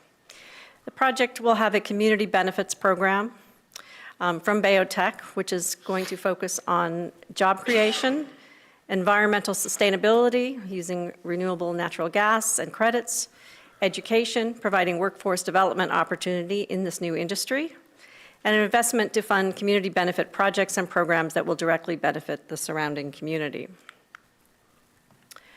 It's anticipated that there will be net local and regional benefits from this project. Those would include local hydrogen purchase and use due to local demand not being shipped out for use by, say, the Port of Oakland. Expansion of the local hydrogen market, allowing for adoption of zero-emission vehicles locally. So before people want to invest in their trucks, they need to know they can get an affordable and dependable supply of hydrogen. This is anticipated to further that. Having that dependable local hydrogen supply will foster increased zero-emission vehicle usage. Recommendation and requested action. The proposed Bayotech project and lease will create substantial benefits to both the port as well as the local and regional economies. Additionally, development under this proposal will assist in the development of viable market alternatives to diesel-fueled truck use in Stockton and the San Joaquin Valley. The Port Commission is asked to approve the following actions. Find that, pursuant to the California Environmental Quality Act, CEQA Guidelines 15074, the final initial study mitigated negative declaration, ISMND, for the Bayotech Hydrogen Production and Filling Facility project was completed in compliance with CEQA. It was reviewed and considered by the board prior to approving the project, and it reflects the independent judgment and analysis of the Port of Stockton. B, find that based on the whole record before it, the project would not have a significant effect on the environment pursuant to Public Resources Code 21080 and CEQA Guidelines 15070. C, adopt the final ISMND for the project, including all feasible mitigation measures with consideration of the MMRP. D, adopt the mitigation monitoring and reporting program as required by PRC 21081.6. The MMRP ensures compliance with the mitigation measures, lease measures, and standard conditions adopted to avoid or lessen significant effects on the environment, and identifies the responsibilities of the port as lead agency to monitor and verify project compliance with those mitigation measures and lease measures. E, direct the real estate division to incorporate by reference the ISMND into any and all lease agreements or assignments encompassed in the approved project. And F, authorize the port to file the notice of determination. Port staff recommends approval of the recommended action items in light of the above described factors. Thank you.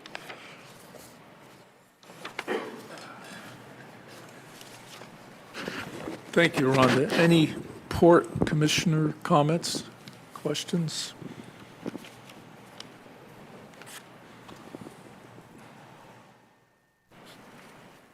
Okay, we're going to open a public hearing. I'm going to ask Bayotech representatives to state their case, and then we'll continue with public comments. And are you going to assign a time limitation on speakers? Yes, the norm. The norm, 3 Well, minutes. It's 3 minutes, is that correct? 3 minutes. Thank you. There are more than one Bayotech speakers.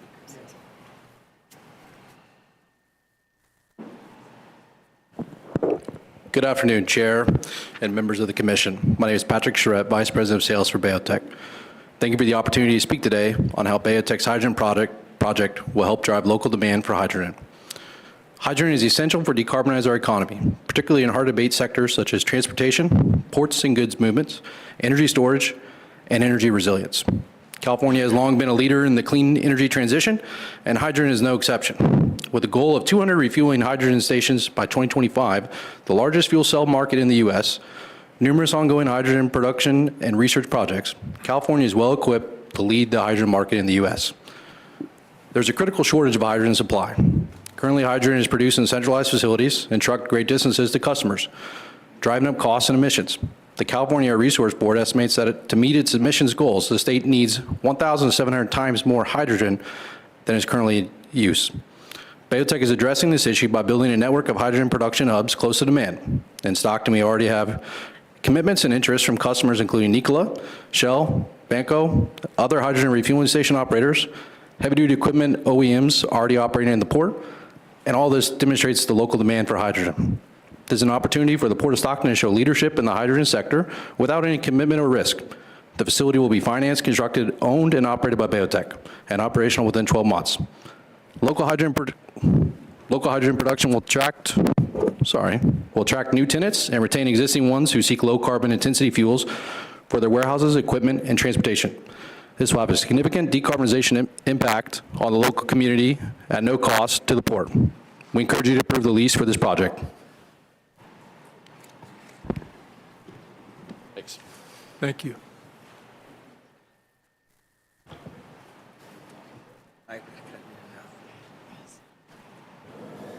Can you hear me? Yeah. Good afternoon. I am Chris Granger, Chief Commercial Officer for Bayotech. As you saw from the slides, our local facility will produce up to 2 tons of low-carbon hydrogen, which will kickstart the local hydrogen ecosystem. This reliable hydrogen supply system will support zero-emission mobility and power generation, aiding in the decarbonization of the community by displacing diesel equipment. Hydrogen fuel cells vehicles produce zero emissions and significantly reduce the carbon footprint of the transportation. Displacing diesel vehicles, especially in heavy-duty transportation, will cut down pollutants like NOx and particulate matter, leading to cleaner air and improved public health. This project will create job opportunities during construction, operations, and maintenance, boosting the local economy. We've already signed a project labor agreement for the construction and maintenance of the site. Upwards of 10 good-paying full-time jobs will be created in the long term at the facility, and local businesses will benefit from increased demand for goods and services, enhancing economic growth. Environmentally, our facility will help meet California's air quality and climate goals, producing measurable benefits for the community. We've committed to the mitigation measures developed in detail during the CEQA process. This includes renewable natural gas, renewable electricity, and zero-emission vehicles. We've also committed to adhering to robust monitoring and accountability. Embracing hydrogen supports environmental, economic, and health benefits, making it a valuable asset for the local community. We encourage you to approve the lease for this project. Thank you.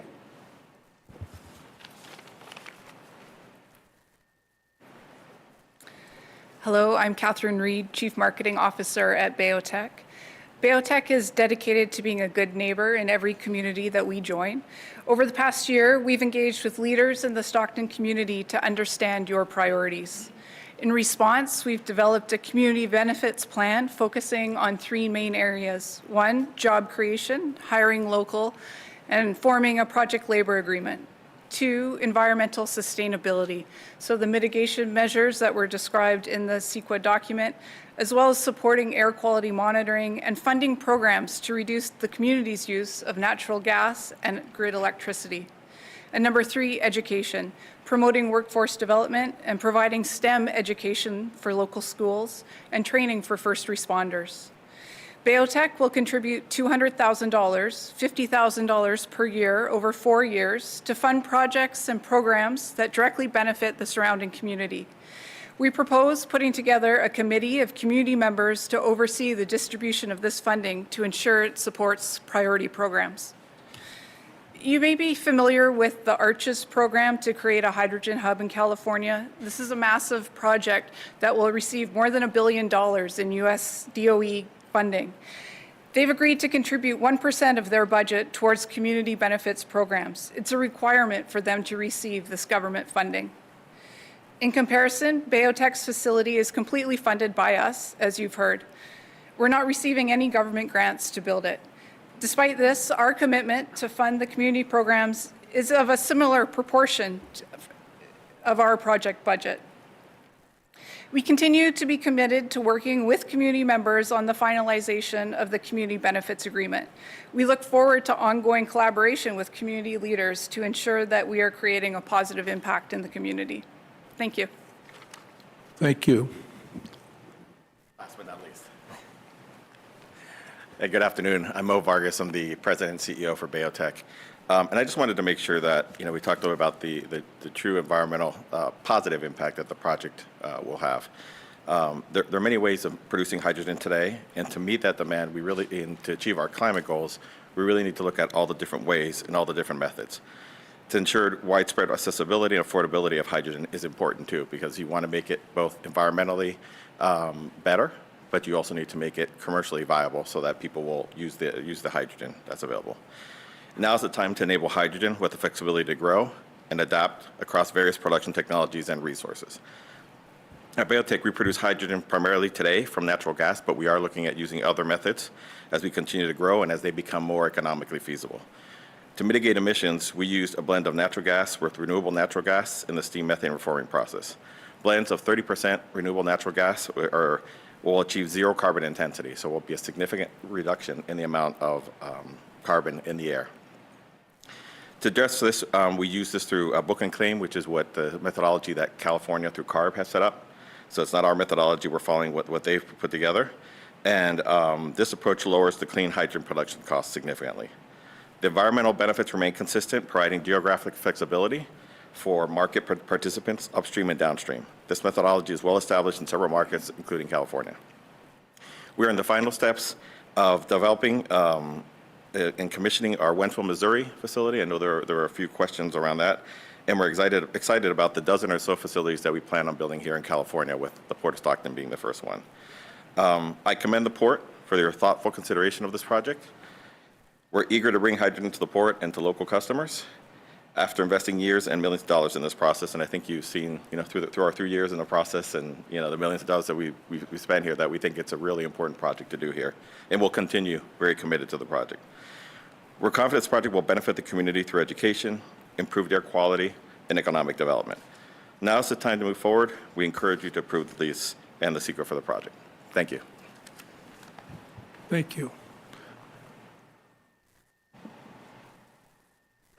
Are you with Bayotech or Public? I'm not. I'm not with Bayotech. Okay. I am with Ethero Truck and Energy. My name's Dave Bayoki, and I'm the general manager of Ethero Truck and Energy California.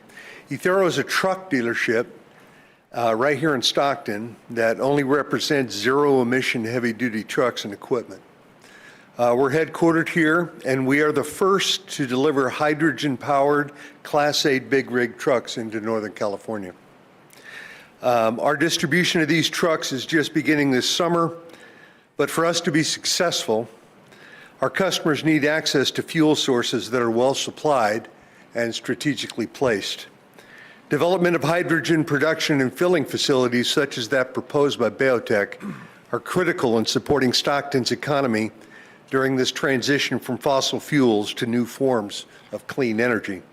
Hydrogen produced locally at the Port of Stockton will provide hydrogen for dozens of trucks that Ethero will be delivering between now and the end of 2024. Ethero has already sold over 120 of these units. These units are pending delivery, awaiting the one thing that BayoTech is proposing to manufacture: hydrogen fuel. Just the initial deliveries that are scheduled to be domiciled in San Joaquin and Sacramento counties will require an estimated 50,000 kilograms of hydrogen per month. The demand will grow exponentially as more truck manufacturers are going to join the supply chain. Like I said, we're the first ones to market, but others are coming. And this tsunami wave is going to grow in terms of demand. Without local production, our valley will be dependent on out-of-state resources in Nevada and Arizona to meet this ever-growing demand. These sources are overburdened and they're often unreliable.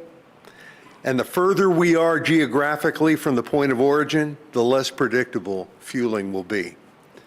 Producing, storing, and distributing hydrogen is cleaner, safer, and easier than any fossil fuel. Especially in outside environments, if a hydrogen leak occurs, the natural ability of the gas to escape upwards at 40 miles an hour makes the fire risk and risk of toxicity negligible at ground level. 1 minute. The gas can be safely and easily transported in either gaseous or liquid form. So the time to start the conversion to zero emission has come. It's not an idea, it's not a hope, it's no longer an aspiration. We have proven equipment standing by and we need fuel. I request that the Port leadership approve the BayoTech hydrogen project without delay. Thank you. Thank you.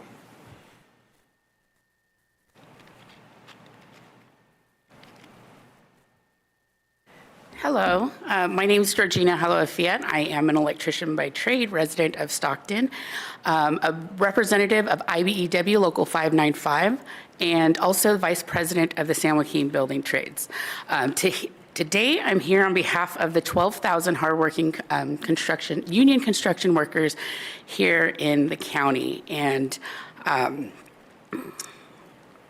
here to express our full and total support for BayoTech's hydrogen production and filling facility, and encourage you all to take all of the necessary action and approvals to make this happen today. Like you've heard before, early in the process, BayoTech entered in, or they partnered with us, the Building Trades Council, in entering into a PLA, a project labor agreement. You hear that a lot. It's kind of a buzzword. I'd like to kind of briefly explain what a PLA is. A PLA, project labor agreement, more better known by the key components using the same acronym. P, all of the workforce on there is going to be making the prevailing rate. This will be built with livable wages. L, it'll be built with the local workforce. It'll be built by its own community. It's exciting.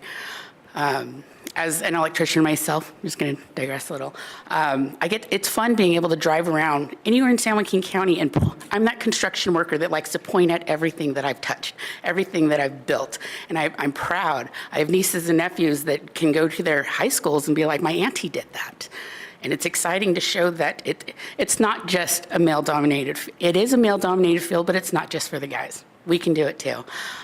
Back to the PLA, sorry. A is apprenticeship opportunities. It opens up all of our JATC programs, and we have 19 affiliates that all have apprenticeship programs in this area. It opens up opportunities for apprentices, for people to get into the trade, for people to start over. We have apprenticeship readiness programs. We've actually had a few cohorts in the prisons. Here in San Joaquin Jail, County, here in the San Joaquin jail, and it's been successful. Those that are entering into, society again are entering it into the workforce and being able to be productive citizens. This project will be, completed by these apprentices, by these journey level workers, men and women alike, and it will be built with the highest construction standards, built by the highest trained construction workers that live in this county. And again, I would like to just strongly encourage you all to take the necessary action and make all the approvals to see this project come to fruition. Thank you. Thank you.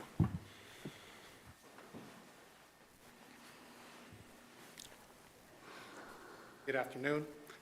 My name is Jesse Gallardo. I work for Wagner Mechanical right here down the street from Duraflame, and I want to talk about PLA work. I'm the general foreman for Wagner Mechanical, oversee all their jobs, and we do a lot of PLA work right here for BWC on Berth 8. For over 7 years, and it works. We hire people locally that are right here too, that live here. We buy stuff here from Center State, all our materials from here.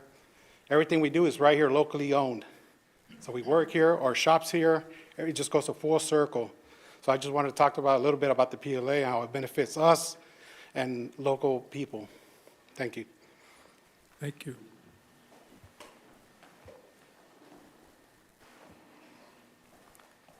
Hey, good evening. My name is Jason Miranda. I'm the business agent for Local 442 Plumbers and Pipe Fitters. I'm here to pledge our support for this project on behalf of our members. Right now, I want everybody to stand up if they support this project.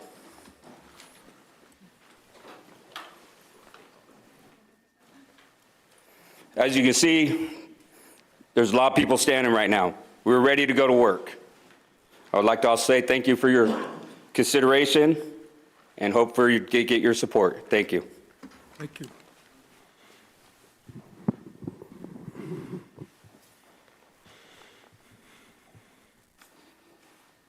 Good afternoon, Port of Stockton board members, ladies and gentlemen. I would like to start off by introducing myself. My name is Julio Escobedo, Sr., a local 442 pipe fitter since 2018.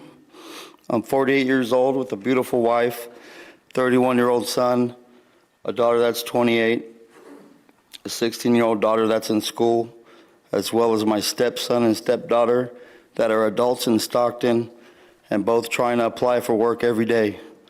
Finally, two amazing granddaughters that are 16 and 15 and attend school here within the Stockton Unified District. I grew up in Tracy and I have lived in Stockton now for 10 years. I bought a house 3 miles from the Port of Stockton 3 years ago and live there still today. But don't get me wrong, life has not been easy. I struggle like most Americans today, trying to put food on the table for my family, working odd jobs, warehouse work, factories, until I applied at Local 442, Plumbers and Pipe Fitters, local union. They changed my life. Had lots of work, but the past 2 years have been very slow.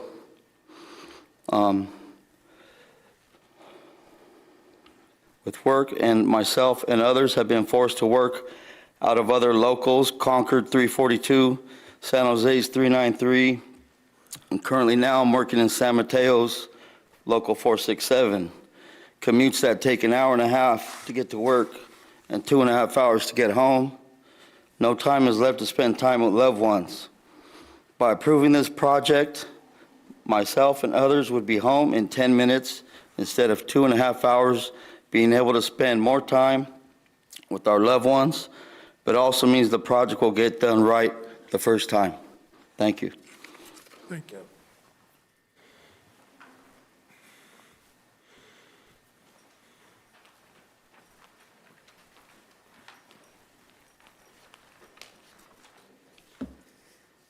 Good afternoon, Port Commissioners. My name is Esther. I'm a carbon policy analyst at Restore the Delta. Excuse me, miss. Yes. Can you speak into the More loudly? mic? Okay. I'm Esther. I'm a carbon policy analyst at Restore the Delta. and I'm here today to comment on the biotech hydrogen project, which is proposed here at the Port of Stockton. We understand the potential for a clean hydrogen economy to benefit communities, reduce air pollution, create jobs, and take diesel trucks from the road. Our concern is specifically with the approach of this project. One of our main concerns with the project is that the project uses natural gas from fossil fuels as feedstock in a process called steam methane reformation at a time where the state is actively transitioning from reliance on natural gas. This project will take up to 2% of total natural gas in San Joaquin County. We are also concerned that biotech's reliance on LCFS book and claim credits rather than direct local emission reductions does not benefit the community. The community around the port needs real, tangible improvements in air quality, not just credits on paper. The lack of transparency around how the hydrogen will be used and how it will be transported after production is also concerning. Commissioners, I urge you to reconsider the current form of this project. We need to prioritize development that puts health and well-being of communities as a priority. Thank you. Thank you.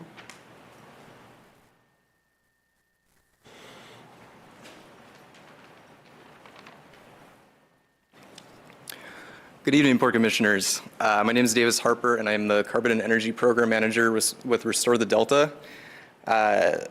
We've highlighted in a lot of comments, this project really needs a full comprehensive environmental impact report to address the full range of potential issues and health risks from production to end use. To restate, hydrogen, I think, is a really exciting potential alternative fuel, right? We have opportunities to replace diesel trucks locally, so long as it's fuel cell technologies.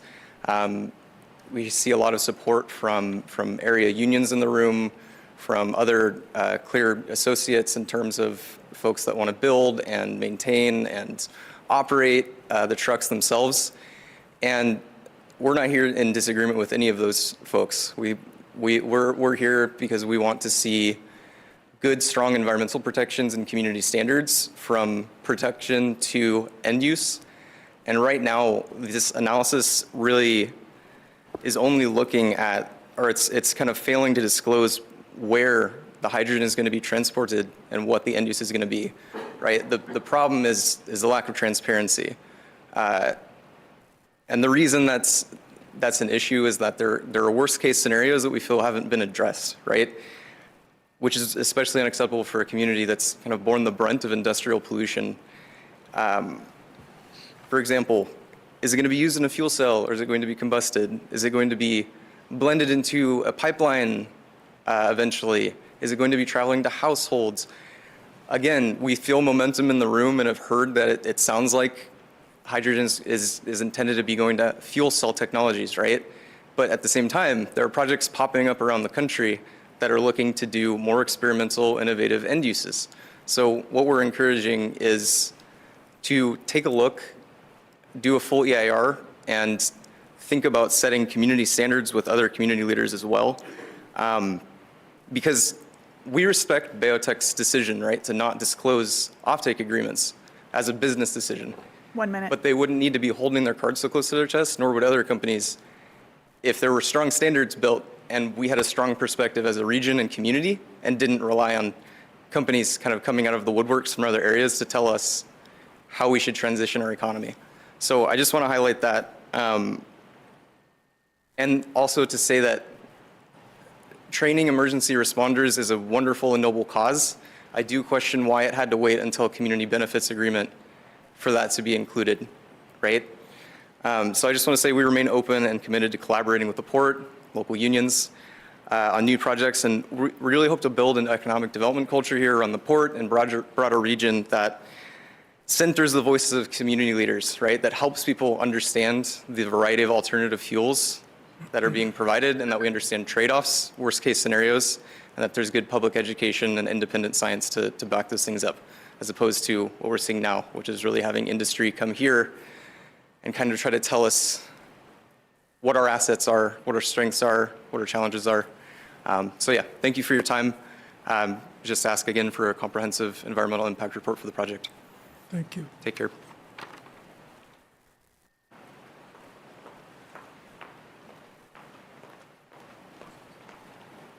Good evening. My name is Jennifer Hamilton. I am the Vice President of the California Hydrogen Business Council. We are the longest standing and by number largest trade association for hydrogen in the country.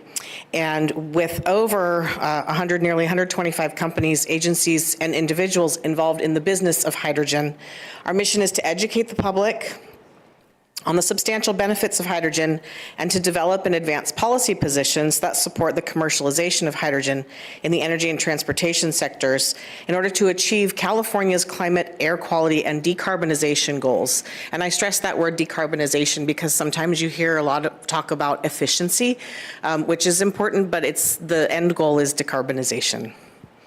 In its own scoping plan, the California Air Resources Board cites decarbonized hydrogen as a primary strategy to achieving its carbon and greenhouse gas emissions reduction goals. And I will also stress it takes both electrons and molecules to reach those goals. As we are witness to and participate in this energy transition, the development of production facilities such as the one that BayoTech is proposing are critical to support, as they provide, as you've heard, locally produced hydrogen that can serve a variety of end uses, which should not be predetermined as to where hydrogen can and cannot be used. I don't think the same thing happens for electricity. We can use it from everything from cargo handling to power generation to heavy duty and potentially drayage trucking, all while improving the air quality and thus the lives of those who live in the surrounding communities. There are also, as you've heard, the economic benefits, attracting new businesses or companies, and the well-paying jobs and local jobs for workers transitioning away from carbon-intensive sectors, for example. They can leverage existing skills while developing new ones. And as you see, the hydrogen projects are supported by our labor partners. I thank you for the opportunity to comment, again, in support of this project. The hydrogen industry is dedicated and serious about promoting clean energy, creating employment opportunities, and safeguarding our environment. And if I may, I'd like to address the comment about the first responder training, as I've trained thousands of them on the properties of hydrogen and response suggestions. And it's important to train, get the information to them closer to a project coming to fruition, so that the information you give them kind of sticks with them and they have something to apply it to and relate it to, as opposed to it being sort of off in the distant future. Thank you. Thank you.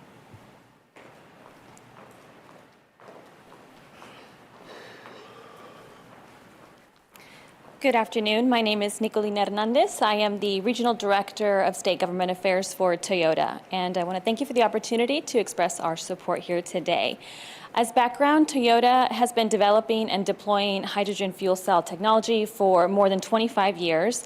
As part of our commitment to reduce as much emissions as possible, as quickly as possible, we offer a suite of powertrains and believe in a multi-pathway approach. And we are very proud of our fuel cell EVs, the Mirai models, which first launched in 2015. Earlier this year, we established our hydrogen headquarters in Southern California to lead North America in research, development, and commercialization. Also earlier this year, we celebrated the world's first Tri-Gen production system at the Port of Long Beach, marking Toyota's vehicle processing facility as the first in the world to be powered by on-site generated 100% renewable electricity, renewable hydrogen, and usable water. Other applications that we are developing and have developed is in collaboration with PACCAR to build Class 8 trucks and prove viability of zero-emissions heavy-duty uses, as well as with Toyota Racing development to build hydrogen-powered fuel cell technology for stationary power generation, which we've used at a number of events throughout the United States. So this project is very exciting, not just for the market that it's bringing, but also for our Mirai drivers who rely on this fuel. We support this project. It's important to add to the portfolio of solutions to meet the state's clean energy and transportation goals sustainably and equitably. With the Port of Stockton's leadership in the San Joaquin Valley, it will bring a new market and as well as local economic benefits, attract new, sustainably focused companies to the community, and create quality jobs. So to conclude, the state of California has been a global leader in development of hydrogen and the hydrogen industry, and we strongly encourage the Port of Stockton to be a hydrogen leader in the Valley. Thank you for your time. Thank you.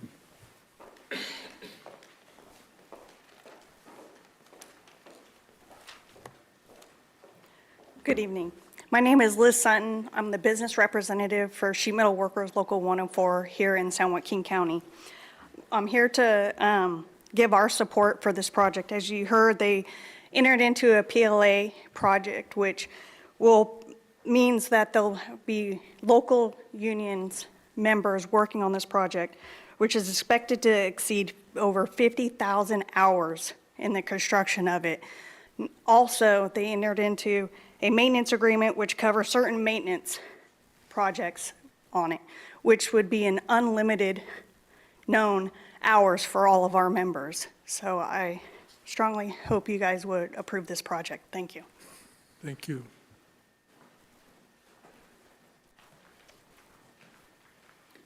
Good evening. I think it's evening now. Thank you for your time. My name is Troy Arnson. I'm the business agent for the Iron Workers Local 118, and I'm here to strongly support this project. It'll be a great opportunity for our local members to show their skills on a project like this. Not only our local members, but the members of all the unions that belong to the San Joaquin Building Trades and their apprenticeship programs to be able to work on a project like this and train the upcoming apprentices to be skilled journeymen and journeywomen iron workers and other trades that we represent, and have a partnership with Bayotech on a project like this is very important to me and my members, and I'd like to thank you for your approval. Thank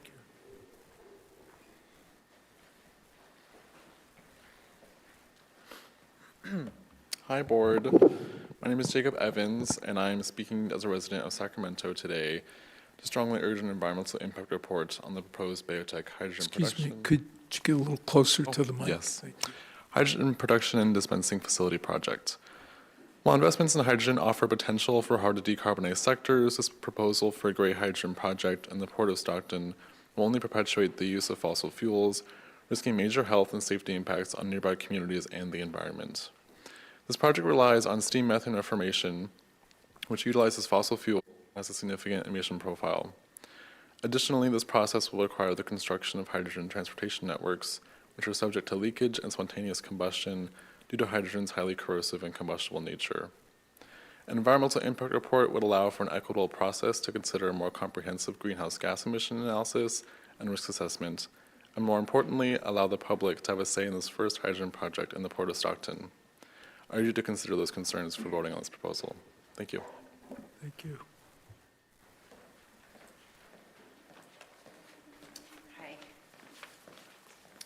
My name's Michelle Gianelli.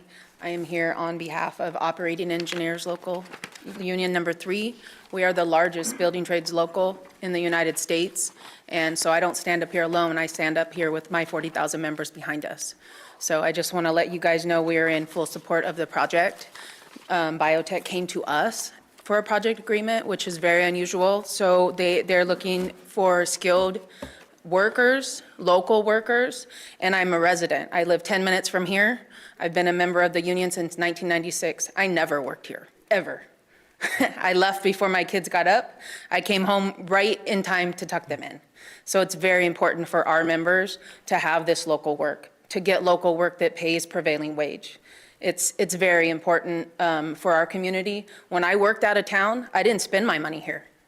I spent my money in the Bay Area because that's where I was. That's where I shopped. That's where I got my gas. So for the Stockton as a whole, it's great to have this project, but beyond that, the local jobs that it's going to provide. And then we all know if that goes well, it just expands and it makes even more jobs for us. So please, we are in 100% support of this project. Thank you. Thank you.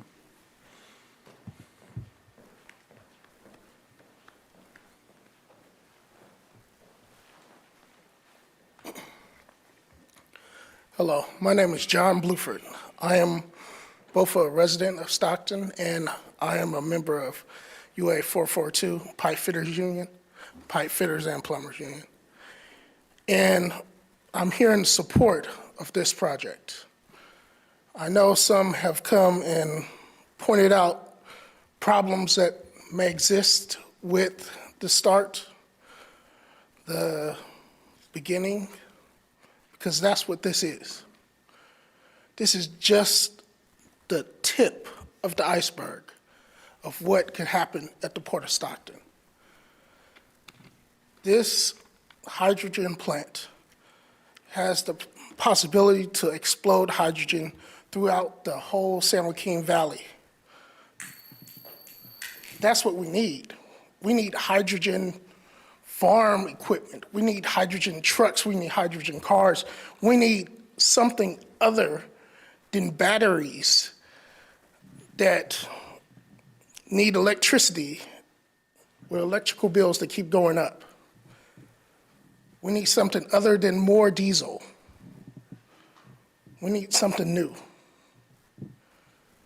And it's not perfect. It's hard to start at the beginning and be perfect. It won't be, but it's a good start. So let's get started. Thank you.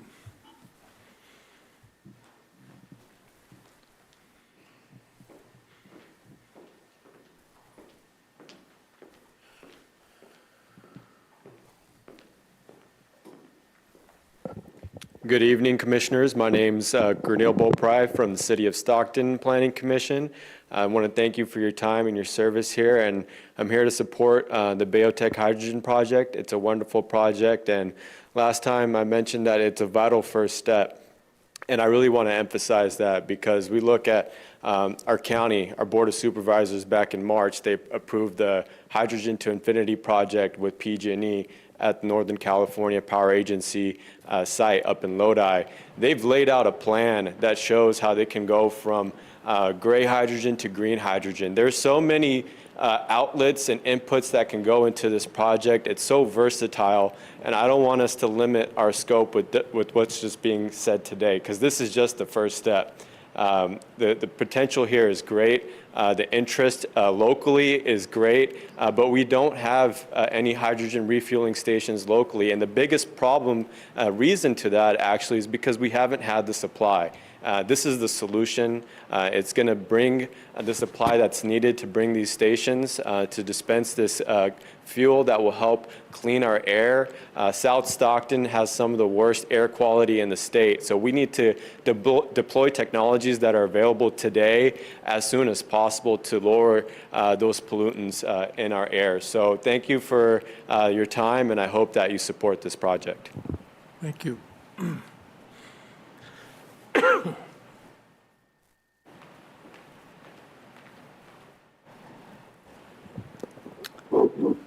Hello, my name is Mary Elizabeth, and I'm also a representative of the San Joaquin County Advisory Water Commission, but my comments are not at all reflective of my position there.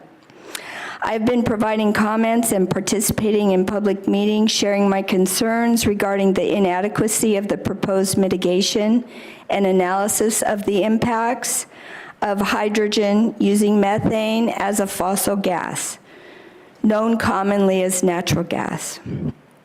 Climate change is now, and we must have, and we have beat multiple heating records in the last 2 weeks. So we should be well aware. Greenhouse gases are directly responsible for the heating of our atmosphere and changing of our global climate. Bayotech has not made sufficient effort to fully mitigate the greenhouse gas or provide sufficient safety factors for the community. I hope when the port does plan to request a reduced setback for any disturbed habitat, the community benefit program contributions have not been quantified until you heard what I heard today. No disclosure of the direct investment is being made in the reports that you saw unless we have here a comment by your biotech. Full mitigation of greenhouse gases is needed, not at a 2008 level, as this is not zero emission. 1 minute. This project will increase greenhouse gases. The Valley Rail Link project that's being proposed plans to use green hydrogen. Hydrogen, as a chemistry teacher, is a great source of chemical energy, but not by producing more fossil fuel extraction.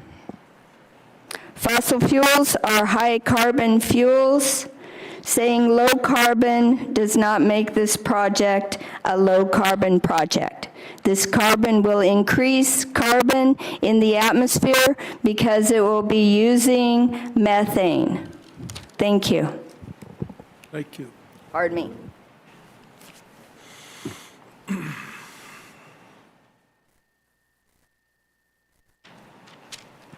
Is it okay if I just abstain from using this? I will take that as a yes. Good afternoon, Chair, Vice Chair, and Commissioners. My name is Gloria Alonso. I am speaking on behalf of Little Manila Rising. I want to express my concerns and reasons to oppose BayoTech's proposed project in South Stockton. BayoTech plans to use a process called steam methane reformation to create hydrogen from fossil fuels. As you may have heard, this process is also known as gray hydrogen and is not moving us away into a cleaner future. Instead, they are perpetuating our reliance on fossil fuels and building infrastructure that will only add to the pollution in our community. South Stockton, it's already struggling with serious environmental and public health issues. Research has led to our designation as an Assembly Bill 617 community. CalEnvirus Screen 4.0 data reveals that the proposed project site is within a census tract that is home to 7,624 Stocktonians and is classified as a sensitive population based on health and socioeconomic factors. We're in the 16th percentile for asthma rates, the 89th percentile for cardiovascular disease, 82nd percentile for low birth weight, and 84th percentile for poverty. These are not just numbers, there are people that live here and their livelihoods will be impacted by this project. Let's also remember that hydrogen production comes with significant hazards. Hydrogen is volatile, highly flammable, and prone to leakage, which could lead to dangerous and potentially catastrophic situations within these neighborhoods. Here's what we must consider. For these reasons and more, it is absolutely critical that BayoTech complies with the full CEQA process and provides the rightful access for a full draft environmental impact report, a DIR. This process is not just a formality, it is a vital step that ensures our community is fully informed about the environmental impacts of this project. By ignoring this requirement, BayoTech is not only neglecting their legal responsibilities, but also continuing the cycle of marginalization and pollution that South Stockton has endured for far too long. It is wonderful to see so many different voices being represented today. I want to appreciate that labor is in the room, and it's really exciting to see that this transition is bringing that representation, that much needed representation now. However, a true transition to an equitable future with clean energy must not ignore the crucial need for public accountability and environmental justice. Thank you for listening. Thank you.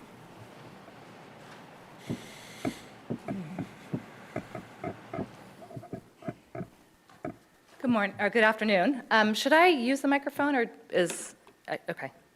Let's see how it goes. Is it? Do I need to push anything now, or it's on, actually? Okay. Good afternoon. My name is Nina Robertson, and I'm an attorney with Earth Justice.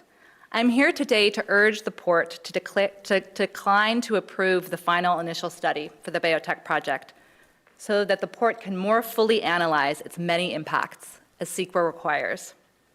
As detailed in the written comments that we submitted today with Little Manila Rising, Sierra Club, and the Center for Biological Diversity, the evidence shows that this project will have significant impacts that are not properly mitigated, and an EIR is therefore required.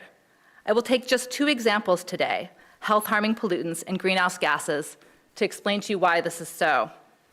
With respect to air quality, this project will increase emissions of harmful pollutants like nitrogen oxides and carcinogenic diesel particulate matter and other toxic pollutants. This will impact the health of people who live and work near the port.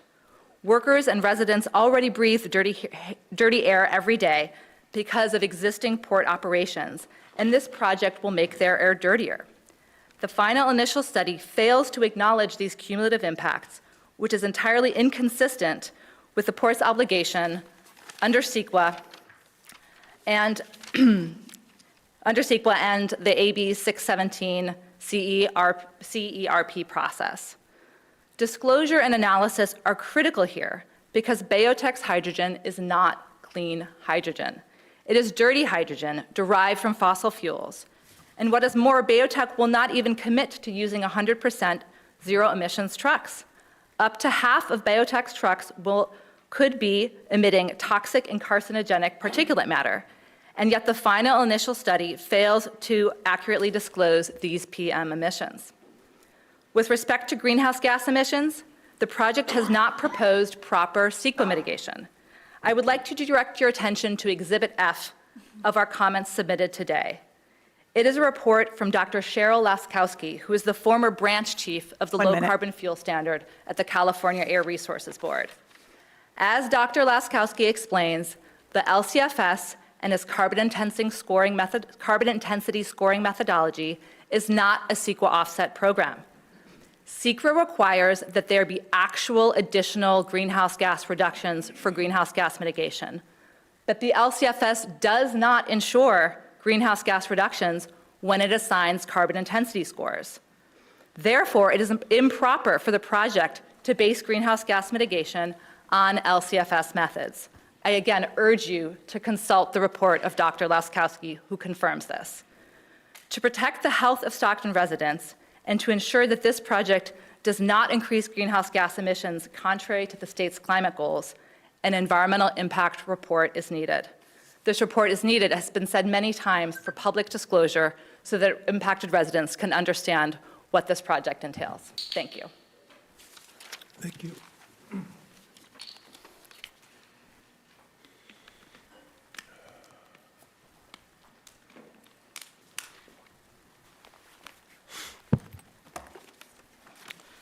Hello, Commissioners. My name is Michael Mark. I am the Financial Secretary Treasurer of the San Joaquin County Building Trades, and I'm a proud Stocktonian.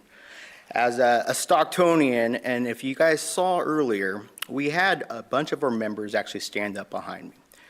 But what wasn't said was 4 of those members actually live in Boggs Tract. 2 of them spoke earlier. So when we're talking about the local community, we are the local community.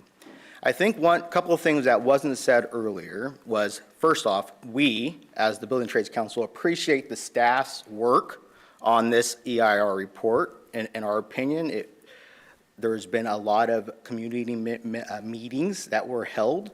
Our council was actually at a lot of the community meetings.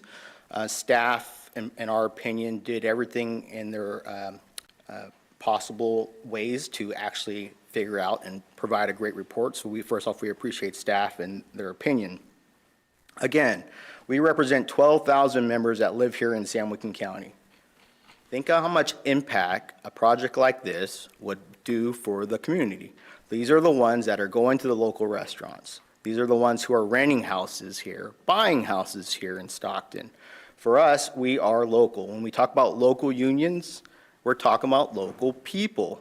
We are the community that live here. That is why we, the Building Trades, support this project. It's going to create those opportunities to get into the middle class, creating opportunities for someone to learn a trade, start off their apprenticeship, and hopefully, as we said at other projects here at the Port of Stockton, have the ability to maybe do their entire career at the Port of Stockton. That would be the goal. But it takes partners. And Bayotech has been a partner of our Building Trades Council. By having a partnership, you create those opportunities.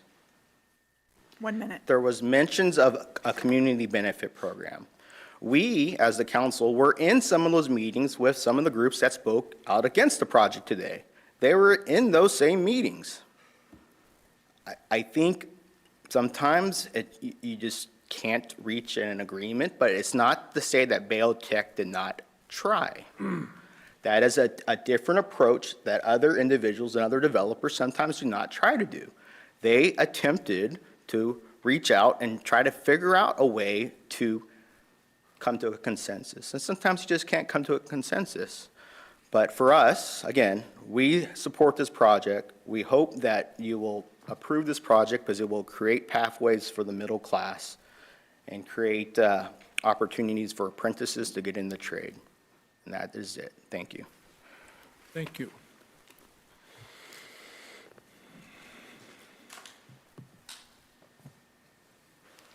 Any more speakers?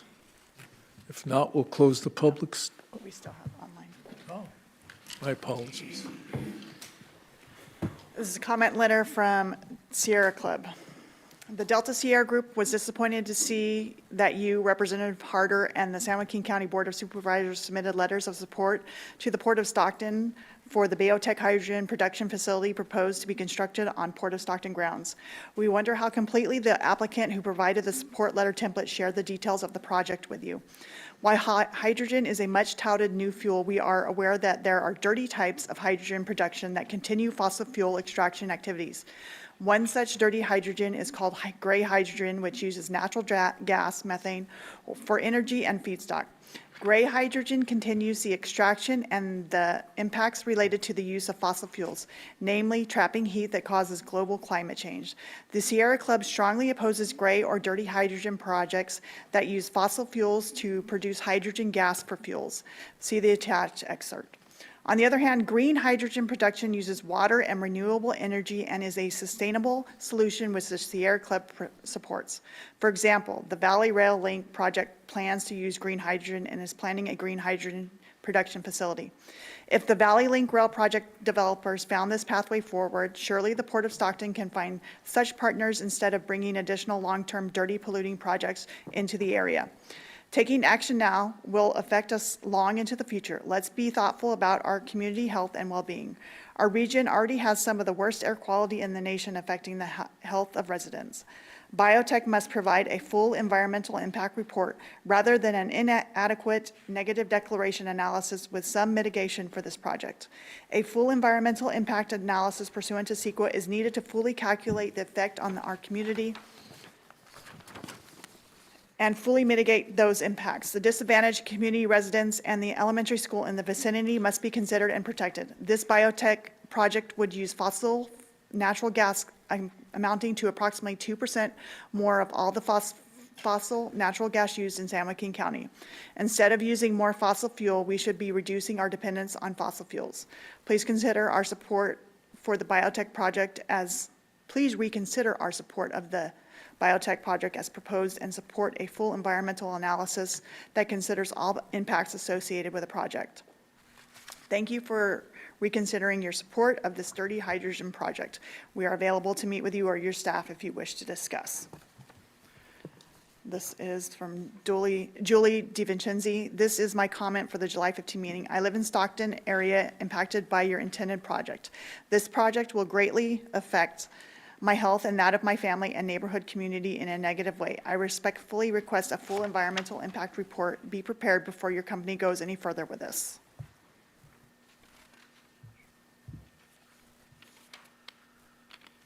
This is from Sierra Club as well. My name is Margot, and I'm a longtime resident of Stockton. I sit on the AB 617 Community Steering Committee, which works to improve air quality in the southwest Stockton area, which surrounds the Port of Stockton.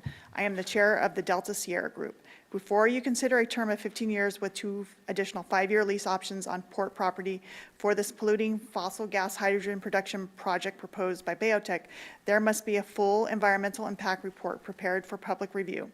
The mitigated negative declaration does not adequately address the impacts associated with the project.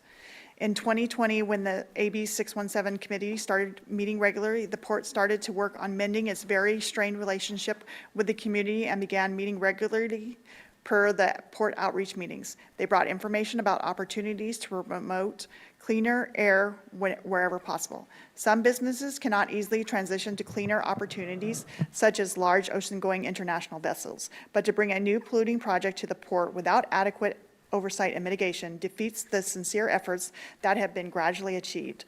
Clean hydrogen is a sustainable solution with a Valley Link project in South County is already committing to. Consider that pathway. Don't add to the pollution burden with the impacts of natural gas, pipeline safety, and global warming concerns. This is from Hydrogen Fuel Cell Partnership. If constructed, Biotech's proposed hydrogen production and filling facility in Stockton, California, will be a critical asset in the California hydrogen and fuel cell electric truck market. Currently, there is a limited hydrogen production and distribution facilities within California, and the need is even more severe in relation to supporting heavy-duty trucks for port and on-the-road applications. This project would significantly support the Clean Air Resources Board goal to achieve 100% zero-emission truck sales by 2036, with drayage leading the way. This Biotech Port of Stockton project will demonstrate hydrogen production and distribution technology near and directly supporting fuel cell trucks and other applications. The potential environmental benefit of this project is it could accelerate the adoption rate of zero-emission hydrogen fuel cell truck, replacing diesel by demonstrating a lowering of the total cost of ownership. This would result in both a reduction in carbon and criteria air pollutant emissions, noting that California identifies diesel exhaust as a toxic air contaminant and a carcinogen. The Hydrogen Fuel Cell Partnership was founded by the California Air Resources Board in 1999. As the California Fuel Cell Partnership, we have operated continuously since that time as a public-private partnership with a mission to enable a hydrogen-fueled transportation economy.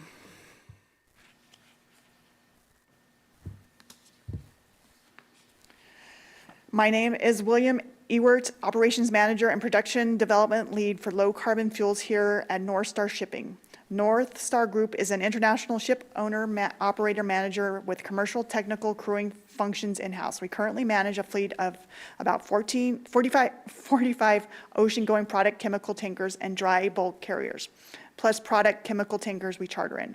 Forefront to our efforts is working to decarbonize the maritime sector by developing technologies to employ the use of low carbon fuels for maritime use including hydrogen, ammonia, and methanol.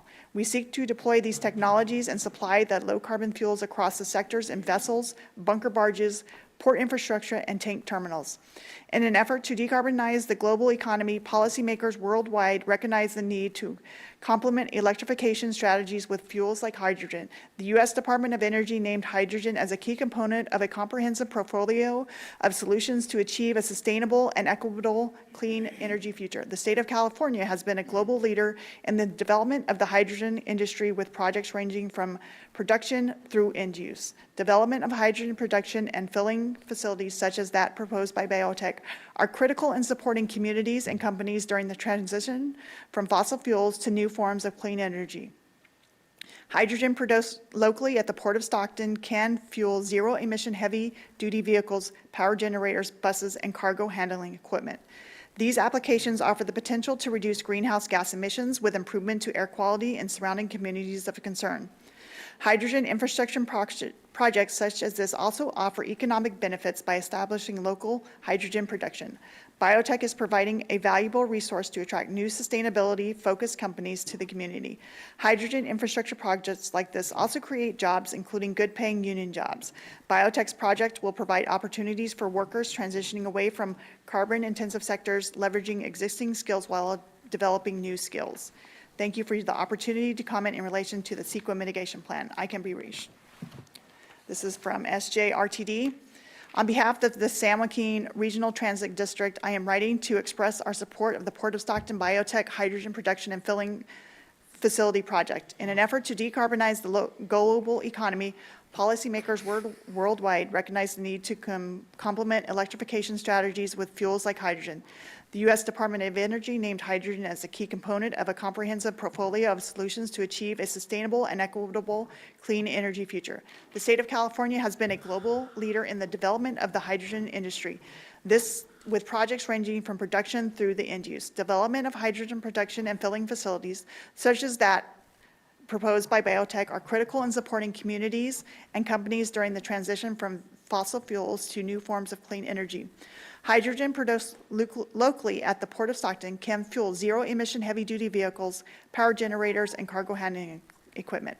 These applications offer the potential to reduce greenhouse gas emissions with improvement to air quality in surrounding communities of concern. Hydrogen infrastructure projects such as this also offer economic benefits by establishing local hydrogen production. Biotech is providing a valuable resource to attract new sustainability-focused companies in the community. Hydrogen infrastructure projects like this also create jobs, including good paying union jobs. Biotech's project will provide opportunities for workers transitioning away from carbon-intensive sectors, leveraging existing skills while developing new skills. This is from Maxim Hydrogen. Has been dedicated to high pressure and cryogenic gas delivery with a focus on hydrogen transportation since 2017. Our extensive experience has shown that a reliable, locally available, and competitively priced hydrogen supply is crucial for successful hydrogen programs. Biotech stands out as a leader in this field with validated technologies and proven operational expertise to ensure dependable and economical hydrogen production. The proposed biotech hydrogen hub holds immense potential for regional economic development and is set to meet the growing hydrogen demand in California. Local hydrogen production and filling facilities, such as Biotech's project at the Port of Stockton, are vital for supporting the transition from fossil fuels to clean energy. Locally produced hydrogen can fuel zero-emission heavy-duty vehicles, power generators, and cargo handling equipment, significantly reducing emissions. Moreover, hydrogen infrastructure projects like Biotech's offer substantial economic benefits. By establishing local hydrogen production, Biotech will attract sustainably focused companies to the community, create good-paying union jobs, and provide opportunities for workers transitioning from carbon-intensive sectors. We strongly urge you to approve the Biotech Hydrogen Hub at the Port of Stockton. This initiative promises to drive economic growth, create jobs, reduce pollution, and meet California's increasing demands. Thank you for considering this important project. This is from Caterpillar. Caterpillar's legacy of sustainable innovation spans nearly a century. Throughout that time, we have provided products and services that improve the quality of life and the environment while helping customers fulfill society's needs for infrastructure in a sustainable way. We support the transition to a lower carbon future, and we are contributing by significantly reducing greenhouse gas emissions in our operations and continuing to invest in a diverse portfolio of products, technologies, and services that help customers achieve their sustainability goals.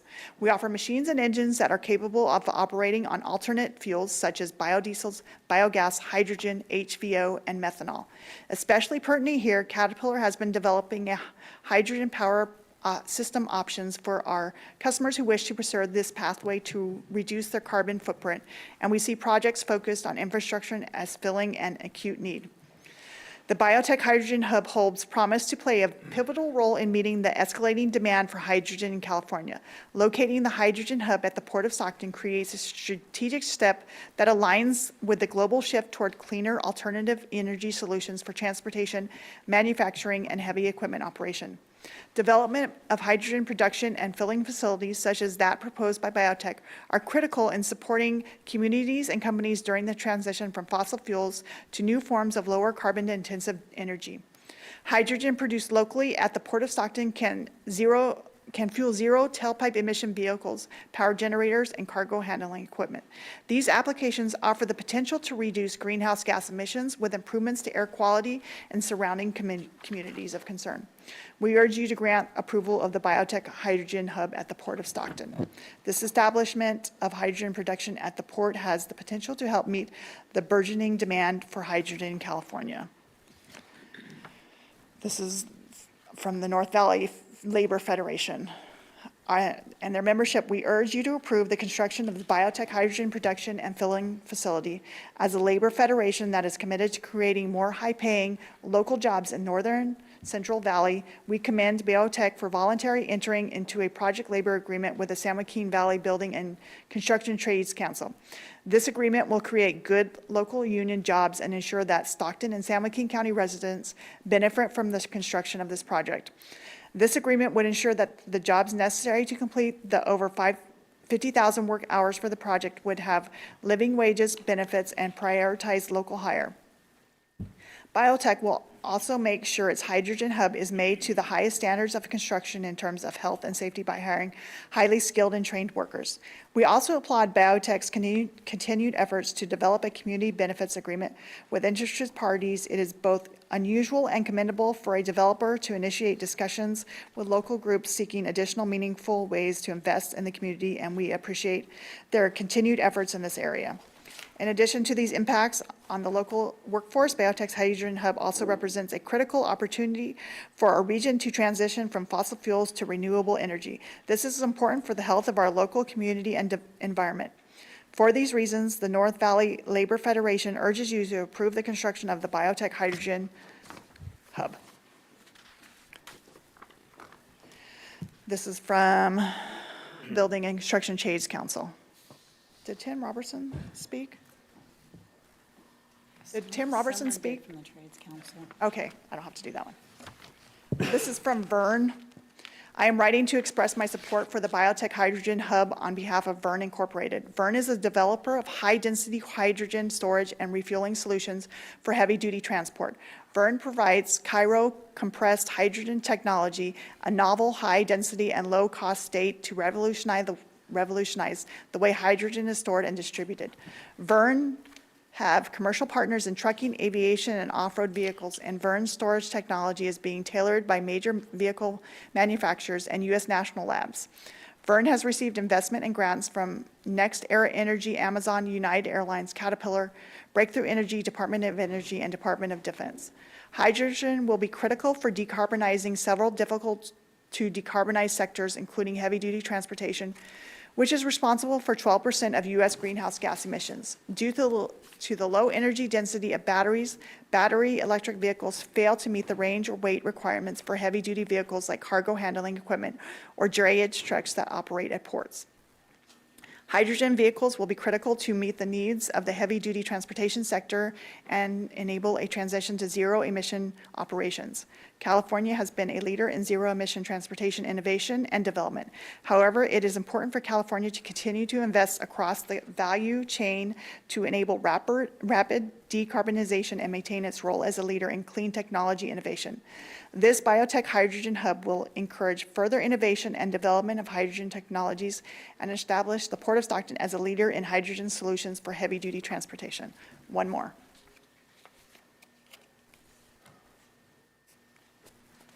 The Governor's Office of Business and Economic Development, GoBiz, supports the proposed biotech hydrogen production facility at the Port of Stockton.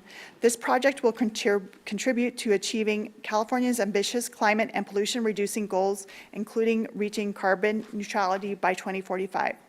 According to CARB's 2022 scoping plan, California will need 1,700 times the hydrogen production in 2045 relative to 2022 as part of a suite of interventions. To help meet this challenge, Governor Gavin Newsom tasked GoBiz to develop a hydrogen market development strategy currently underway. GoBiz is also the state's lead for the Alliance for Arches, the entity awarded up to $1.2 billion, the largest award in a single state by the Biden-Harris administration, to develop a regional clean hydrogen hub in California that would create a renewable, clean hydrogen ecosystem in the state and beyond. These federal funds will be tremendously leveraged, bringing nearly $12 billion in matching state and private sector dollars. Key early off-takers in this system will be ports. Biotech's project complements these efforts. The Biotech Hydrogen Production Facility will utilize woody biomass helping to address two needs: utilization of a waste stream and production of renewable hydrogen that will help us move away from fossil fuels in the Stockton region and beyond. Enabling projects like these is essential in helping realize our clean energy future. Thank you for your consideration of this project and your willingness to be a leader in this space. That is all. That's it? Yes. How about we all give Melanie a hand?